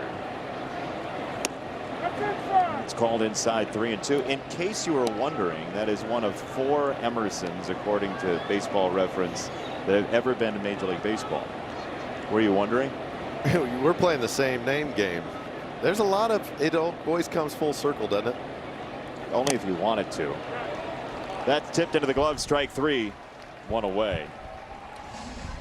Both these guys in the first round of the 2023 draft, they knew each other very well, as Daniela detailed. This is most games played for the first round draft picks. Nolan Shanuel at 357, the most.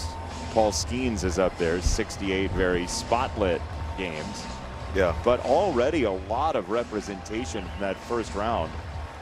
I feel like the pitchers are at a disadvantage for that graphic. Starting pitchers. Well, you can go lobby for them. Ty Madden's coming in. Drew Summers is leaving after this.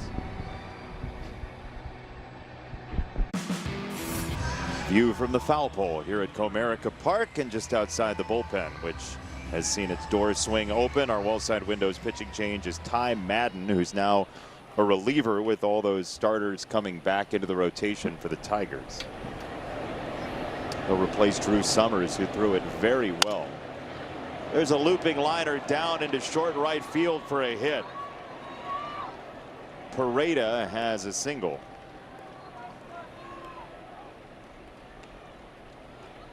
The catcher just keeps hitting. He got a knock earlier in the day to right field. This time he finds a four-seam fastball away, reaches the bat out, gets enough of it to get it over Torkelson's head. You'll see Ty Madden use the four-seam. He likes the cutter too. Slider actions. The sinkers mainly to righties.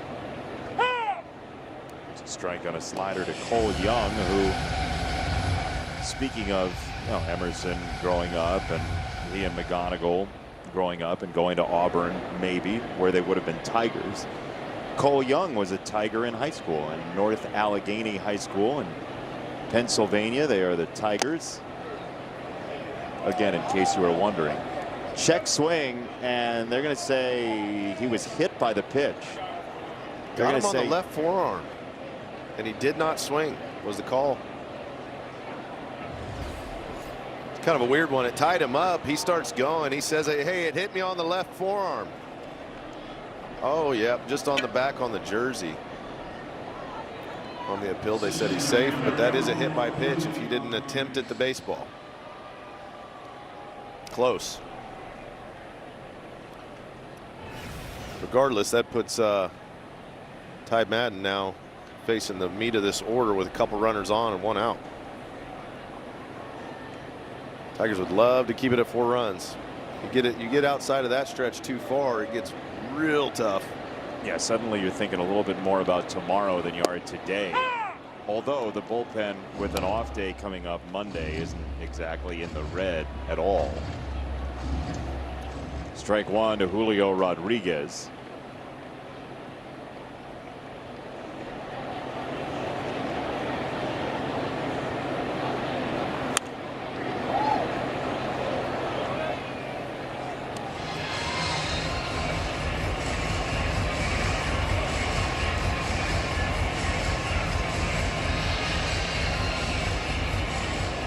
Pareda at second, Young at first, and one out in the Mariners' 7th. What a pick by Dingler. I mean, that was well short of the plate, and that was with the ease of a shortstop's hand.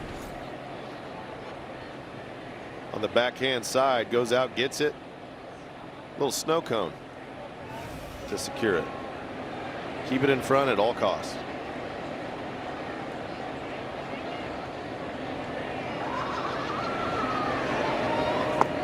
Wave and a miss on a splitter. Strike 3, 2 down.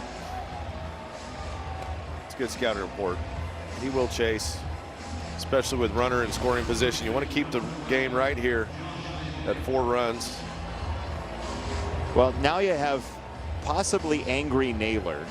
Dirt Camp perfect for this. Possibly angry Naylor, who was hit by a pitch last time. Ground ball, second base. Torres to Torkelson, inning over. Ty Madden calms the seas of the Mariners. Tiger Law's 7th inning stretch right now. Detroit. Tigers baseball on Detroit Sportsnet is brought to you by Wallside Windows, local and family owned, celebrating 82 years as Michigan's leader in replacement windows, and by your Metro Detroit Buick GMC dealer. And now it's time for the Bet365 odds update. See right there, the Tigers offense, 1.5 runs. -115, -125 is the over.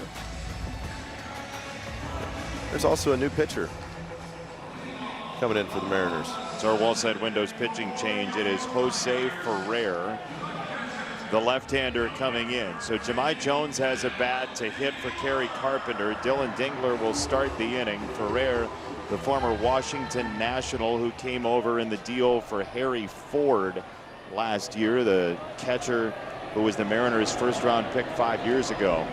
Ferrer's first pitch is ball one. Seattle's bullpen has been outstanding during this run of 8-2 to put them at the top of the AL West. It's our Call Sam best call.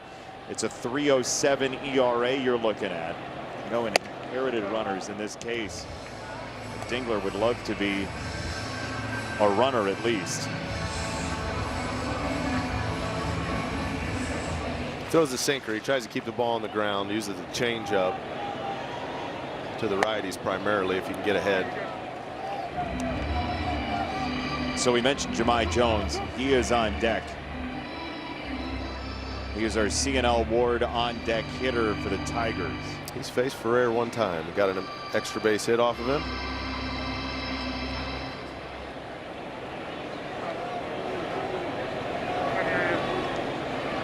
You know, Jahmai would love to see Dingler get on base and do what he did last time against Ferrer.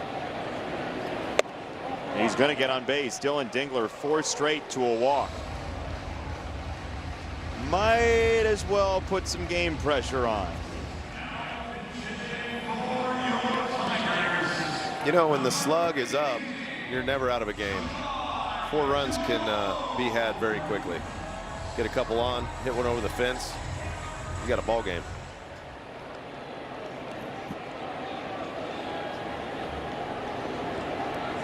Ferrer is a big ground ball pitcher, 50% ground ball for the season. Jahmai Jones against left-handed sinkers will do some damage now. He's 9 for 23 since last year, and at bats ending in a lefty sinker.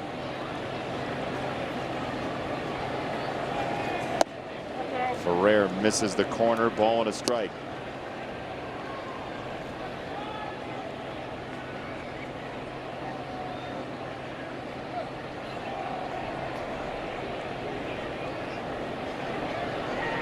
One up, 2 balls and a strike. 7 pitches, 6 balls so far. Not terrible for the Tigers. Nope, but you still got to zone one in. You got to be ready to hit. If it's a sinker out over the middle of the plate, you want to attack it.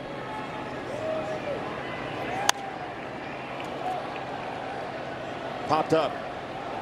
Second base. 1 away as Young puts it away.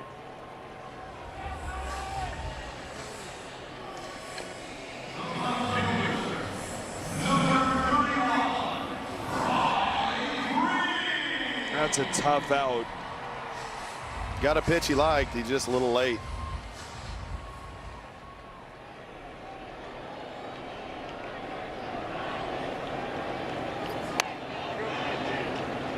You really need that spot to be a value play. It's a lot to ask of a guy to come off the bench and immediately do damage. It is one of the hardest things to do in Major League Baseball, but the way the Tigers are constructed, you need somebody to break a window there right on left. Yep, you got to have some payoff in that role. And he's done it at points this season, Jahmai has. That's just a commentary on that one at bat. And for the lefties that come in the game too, depending on who the starting pitcher is. 2-strike fly ball, left center field. Julio Rodriguez coasts over and makes the catch. There are 2 away.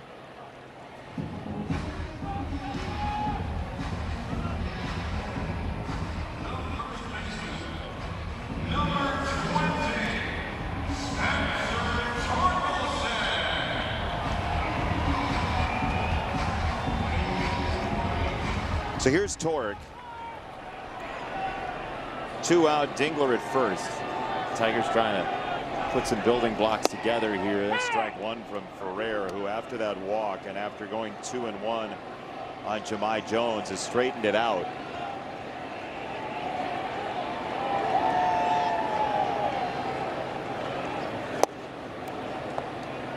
His changeup just kind of floats. It's a good one. When you pair that with 97, it makes it tough. That's why has success. He's got a good arm. He's a really good fit in this bullpen too, because they have a bunch of hard throwers, they have hard sliders, they have all sorts of that stuff, but a lefty who throws this arsenal is a good fit. I agree. Short arm, upper 90s with a good changeup. Oh, man, did he blaze that by Torque. Doctor. 99 after a few changeup. That looked like 109. Coming in hot.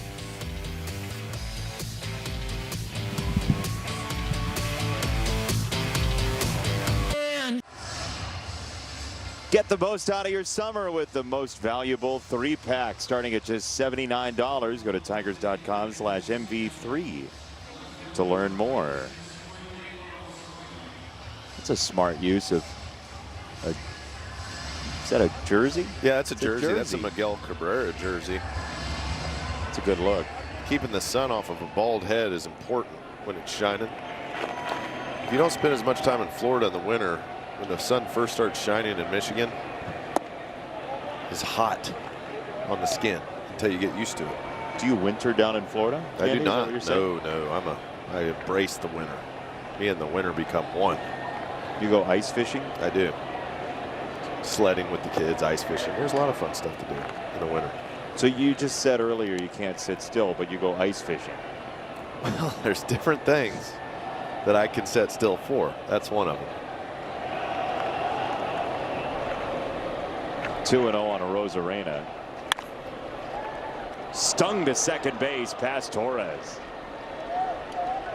Well, the Mariners are in town, and you did mention you were ice fishing. Yeah. So you have a top 3, I'm told, that's in that same kind of realm as your top 3 fishing stories. Oh, yeah.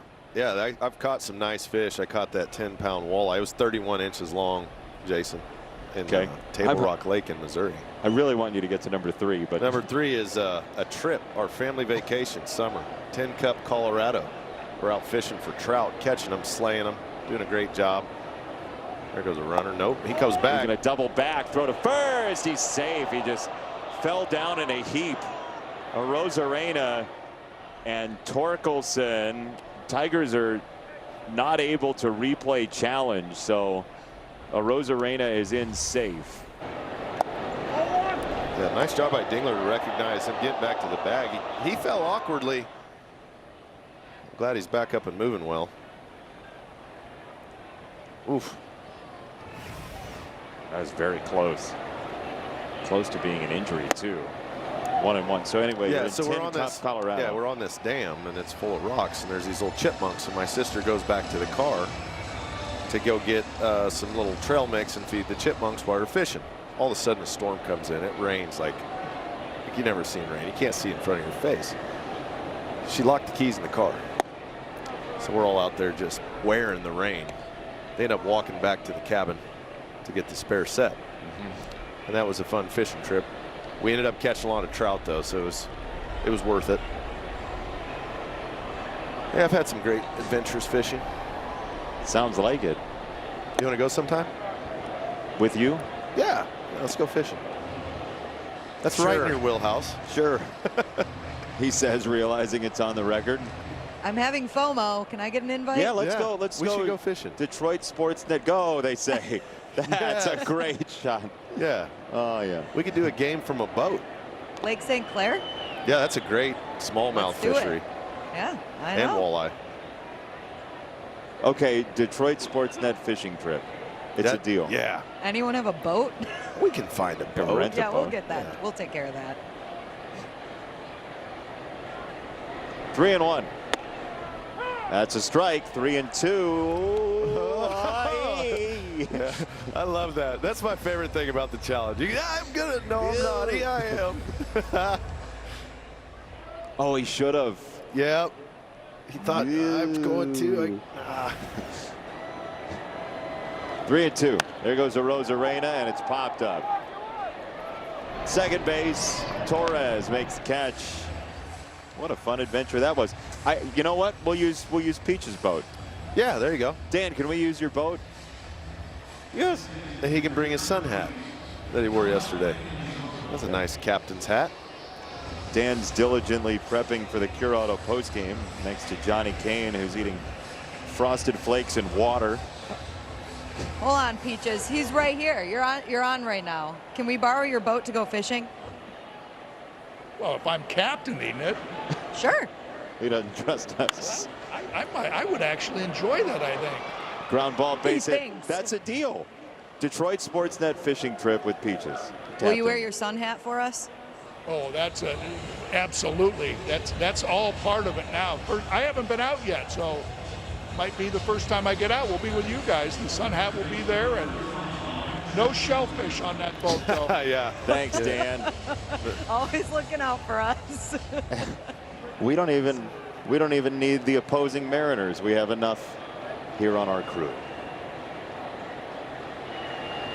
Here's Wisdom. Big batter here for Ty Madden as that's called a ball, and Dylan Dingler was just like, come on, give it to us. It has been one of those games that the Tigers rarely run out of challenges early, and it comes back to say, I wish we had a few more challenges. Tigers are taking it on the challenge chin right now. 1-0. I mean, that's 2-0. That was a ball. It was. But I think it's more about the pitch before was close. And if we're not out of challenges, remember how we used to play this game? Correct. You missed the last one, you give me the next. Yep. 2-0 coming for Wisdom. He was all in between 2 and 1. I also think it's important to show how good the challenge system has been for the game. I mean, you just get it right more. I think about all the stuff we get to talk about now, like boating, but seriously, like the things you talk about instead of umpires getting it wrong. It's more focus on the players, more focus on all the ancillary stuff having to do with the game, instead of just getting angry at umpires. It's better this way. Don't run out of challenges, though. Yeah. Sometimes it comes back to hurt. There's just been a lot of pitches on the edge today. And you can feel for an umpire. There's different days. Sometimes it's a little easier game to call. Today with the stuff Miller was throwing, he was just all around the zone. Cater, similar in that capacity.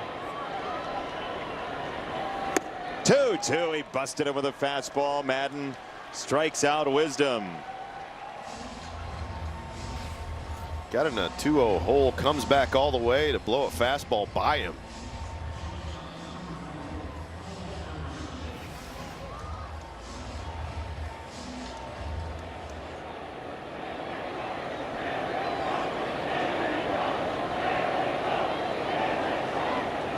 Here's Emerson.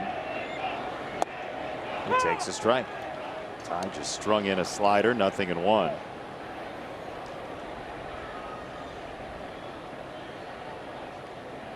Tigers trying to keep it here to see if they can get to that Seattle bullpen.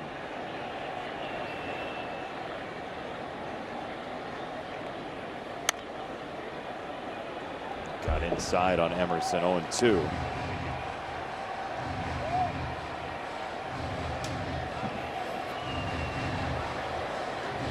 He's got a couple pitches here. Try to get some swing and miss. Emerson's got good bat to ball skills in the zone, but you can get him to chase. 0-2 for him. He's downstairs on a splitter, 1 ball and 2 strikes.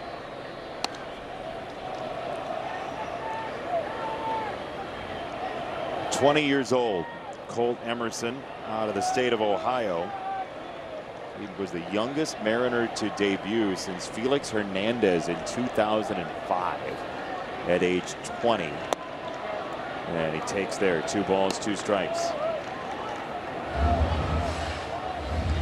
38 games in AAA, 8 doubles, 7 homers. He was really hurting PCL pitching.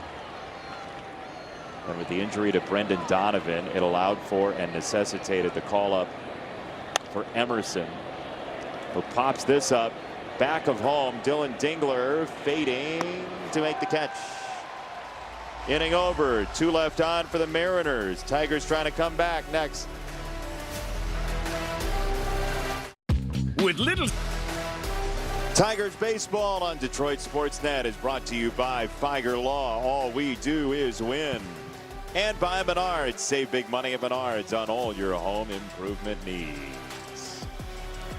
Do anything to catch a foul ball. Use your hat, use your nachos, use your sun hat, whatever it might be. I mean, that Oh, no. That's a super bummer. The hand is a good tool to catch a baseball with, and so is a glove. Probably a smart one. use the hand, and then give it to a kid. Who's going to hand it to a kid? How many people have executed the take the hat off and catch the baseball trick? Not a lot. I don't think it's. I think it's a way overplayed play trying to do that. Would you call it brash? I think it would be brash. So is he. Our Wallside Windows pitching change is Matt Brash out of the Mariners 7-man bullpen. Here's a tapper back to the mound. Brash has some time and he speeds it over there for out number 1 as we get a message from Figer Law. If you've been injured in a trucking accident, make Figer Law your first call. Figer Law. All we do is win. All we do is win. If you're going to get Matt Brash, it's going to be against his fastball. At least that's the story that's been told so far this season. The secondary stuff has been virtually unhittable. That's why he doesn't throw a lot of fastballs. He's primarily slider. There's the sinker. He'll throw to righties and lefties, but more to righties. But you're talking over 60% usage of the slider.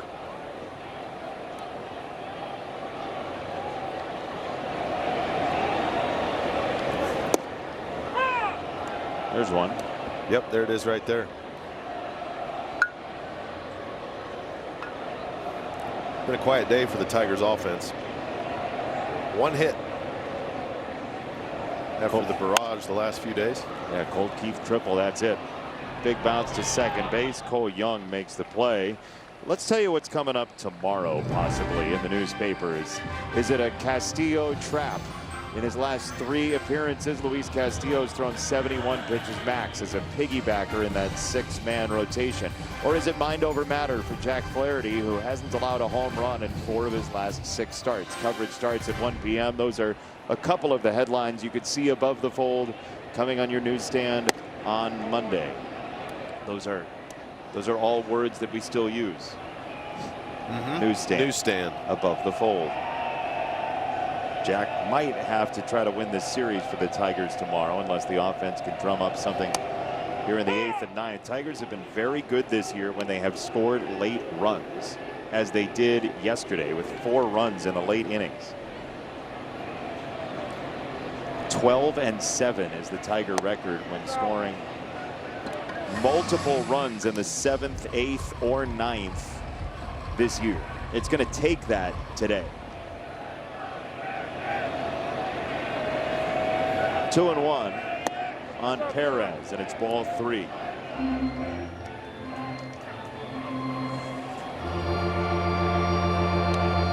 You figure they would go to Andres Munoz even in a 4-run game, but maybe they wouldn't. 3-1. That's outside. It's ball 4. Gabe Spire's been warming up in the bullpen, but it's the righty Torres coming up, and you would imagine Spire would be for McGonigal. Yeah, that would make the most sense. See if they can drum up a little 2-out lightning. Yeah, the Mariners have kind of messed around. They've strewn a couple of walks around the countryside today like Johnny Appleseed, but nothing's grown from. Yeah, just no hits behind it.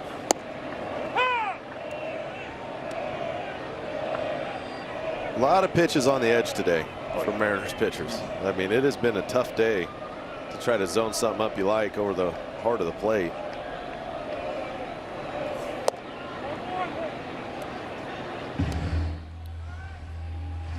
There are going to be days like this. The Tigers just need to pay off basically every day when it's not like this. That's right. You're going to have some days where the pitching's really good against you, and it's going to be really tough to even get hits. That today's one of those. Bryce Miller was fantastic. 6 innings of 1-hit baseball for the Texas A&M product, Bryce Miller. Then they had a lefty that was throwing short arm 100, essentially, in Ferrer. And now Brash, who will close your deal with a slider with the best of them. Yeah.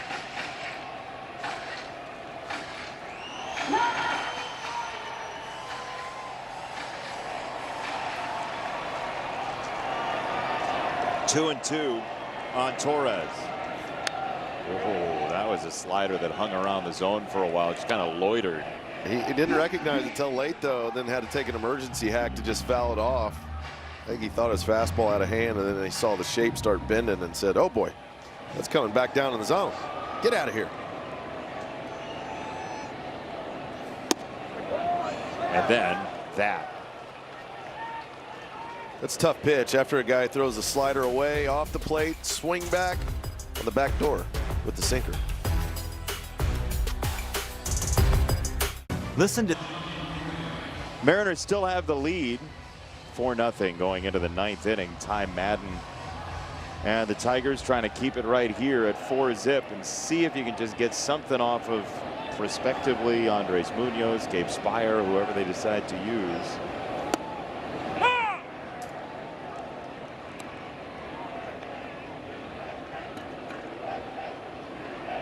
Pareda has a couple of hits in the ball game, the 9-hitting catcher for the Mariners. So Johnny Pareda has done something a lot of pitchers would love to have done. He was with the Athletics, and it was one of those disaster games where you're like, boy, somebody got all the oily rags together and they were down big. And he struck out Shohei Ohtani on the mound. He got called in to pitch, Pareda did. And then he punched out Ohtani. Fly ball to right. Linsel Perez makes the catch. That's a ball you want to keep, put on the mantle. And then you tell the grandkids one day, you know what?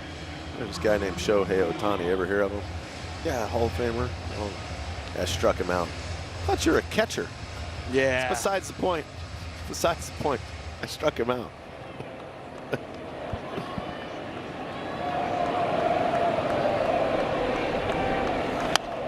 See, that sounds a little bit like Will Vest, who is more athletic on the mound than you would imagine a pitcher would be. Oh yeah, Will can move around a little bit. Yeah, he could hit, you could imagine. I think is he a year older today? He's a year older today. He's not gotten in the games. Here's a ground ball base hit to center field, but happy birthday to Will Vest. Absolutely. He made a nice play yesterday on a big spot. Ground ball to Torkelson. Lead pass over to first base. Yeah, Will is very athletic. He asked me today if I would rescind the comment from 2024 when I said he flopped on a ball. When you say very athletic, though. Yeah. That's a high standard around these parts. Right. It's professional sports. Yeah, that's what I'm saying. So like Kevin McGonigal, Julio Rodriguez. There's some athletes out there that may say, I might be a little better. Yeah. He just didn't like that I said he flopped on a ball. Kind of threw himself at the ball. Okay. Did you rescind it? Because you keep saying it. The fly ball into right center field. And there is out number 2. Now's your chance. I can't formally rescind it. You can't unring a bell. Well, you could say he didn't flop. Instead, he jumped at it, jumped on it. Well, he thought he pounced. Okay. Would you say? Like a puma on a safari, Will Vest pounced on the ball. So there's your present, Will. You pounced on that ball from 2024. Happy birthday, bud. Rescinded. Rescinded. Officially. Officially rescinded. No petitions needed. No, right. I'm your guy. There's ball 1 to Naylor.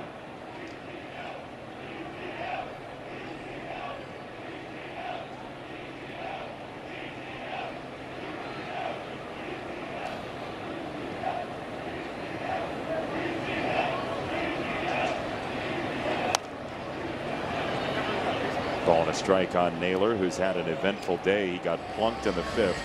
He scored a run before that in the 3rd. And as he was coming to the plate, his sliding glove went flying. Right at Dylan Dingler. In the vicinity. Yeah. It made contact with Dingler. Yep. 1-1. Wave and a miss on a fastball high, 1-2.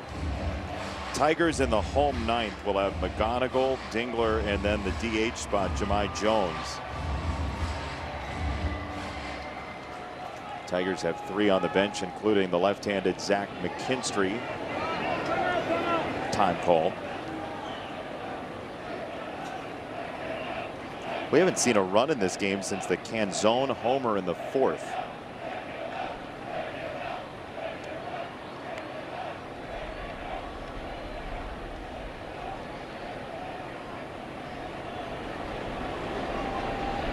Naylor to Madden, 1-2.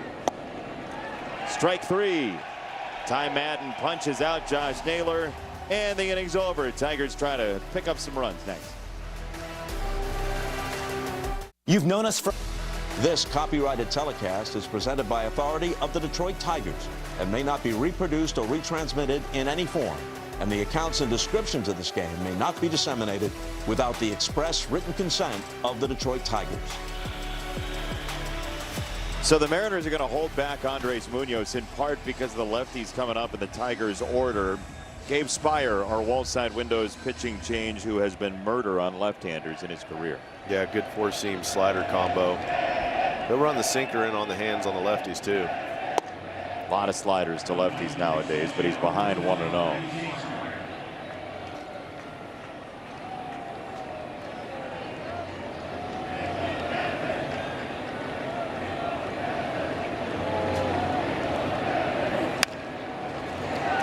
Off the sinker in the air left field. McGonigal dumps it in down the line. That's a double to start the 9th.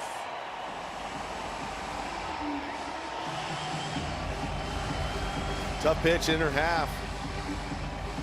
McGonigal gets enough of it, poke it out, start a little something here in the 9th. Why not?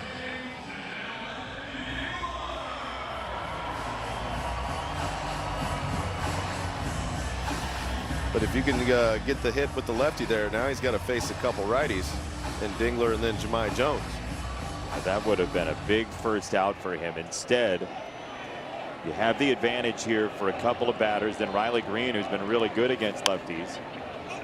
First one popped up back and right of home. Pareda is over, and he's not going to have a chance. You see how much he wants that first out. He smacks his mitt on the railing. Well, he knows there's a little fire right here with Dylan Dingler, who's hit the ball very well this year. Anytime you got a guy at the plate that can change a game with a swing, you want that out. I think he felt like he could have got a little closer. It's a long run for a catcher. It's a long way. Yeah.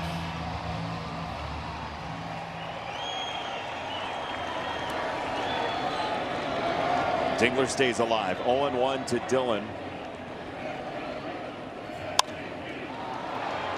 High in the air straight away. Rodriguez lopes in and makes the catch. 1 out.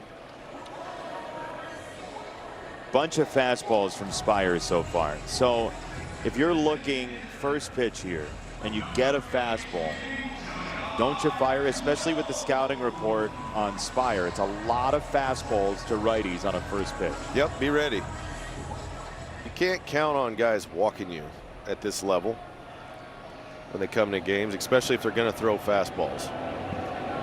Be ready to hit. Trust yourself that you'll lay off if it is ball.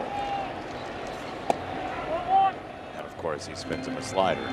But that's still the approach, is be ready for the fastball. And as soon as you pick up that shape, you take.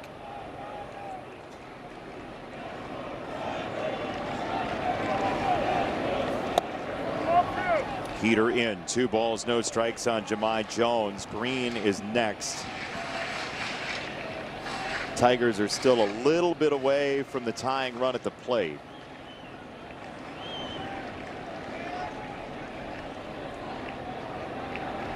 Two-0. That lines in for a strike. 2-1.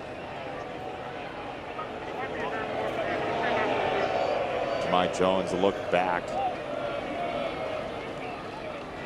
The plate umpire Chris Siegel. 2-1. That's off. 3 balls and a strike. Look, a free base runner here and there, and then suddenly you're in the one swing can tie the game area.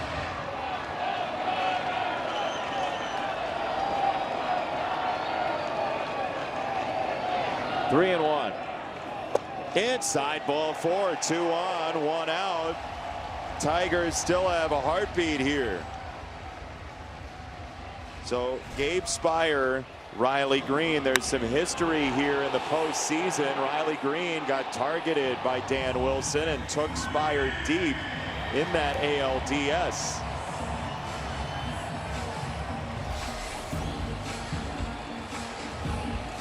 Two on, one out. It'll be interesting to see how they attack Riley. He's hit breaking balls against lefties well this year.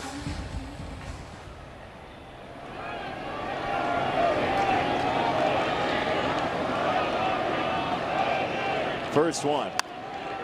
Fouled away. He got a good look at a fastball. Andres Munoz is up and loosening. Maybe, just maybe, he would come in for torque if Riley Green reached. On the other hand, you have Colt Keith lurking behind torque, so it does create a bit of a bumpy road for Dan Wilson one way or the other. Trying to stay away from the home or go attack torque. Off outside, ball one. You know, because right now the power play, if you get the bases juiced, the home run's the real problem. And Torque's more of a home run threat than Colt Keith. 1-1. Riley clips it foul, a ball and 2 strikes.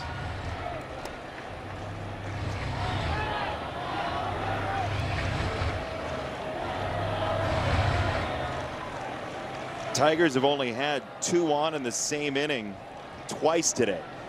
This is one of them. 1-2. Nipped at him. 2 balls, 2 strikes.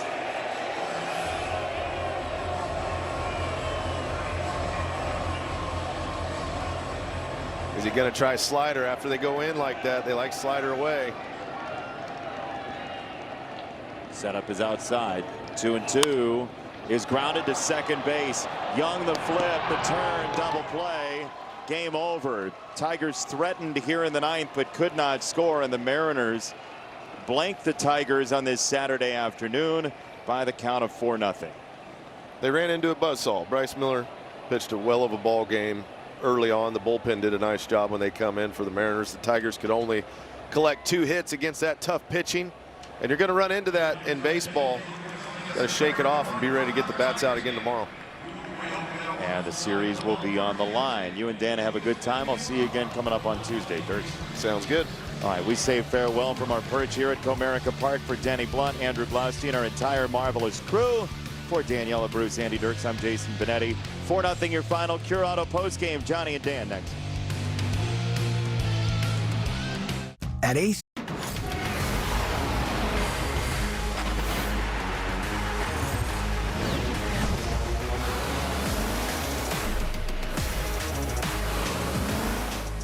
This is Tigers postgame presented by Cure Auto Insurance. Seattle Mariners able to even the score with a 4-0 shutout here on a Saturday afternoon, which means rubber match will be coming up tomorrow to decide this one. But Seattle, after being held in check much of last night, really put it all together today.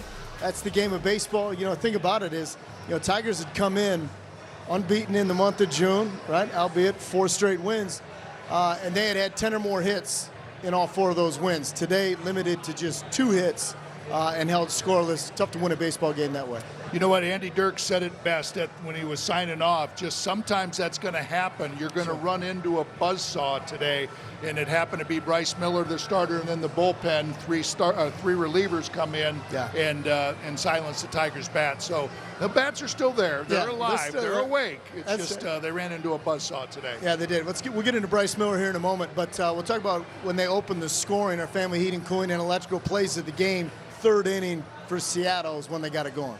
Yeah, that's when they kind of broke it open. It was 1-0 with a run they got in the 2nd inning, but it just started in such a weird way with Julio Rodriguez at the plate, and he's just done a lot of damage in the month of May, and it's a pitch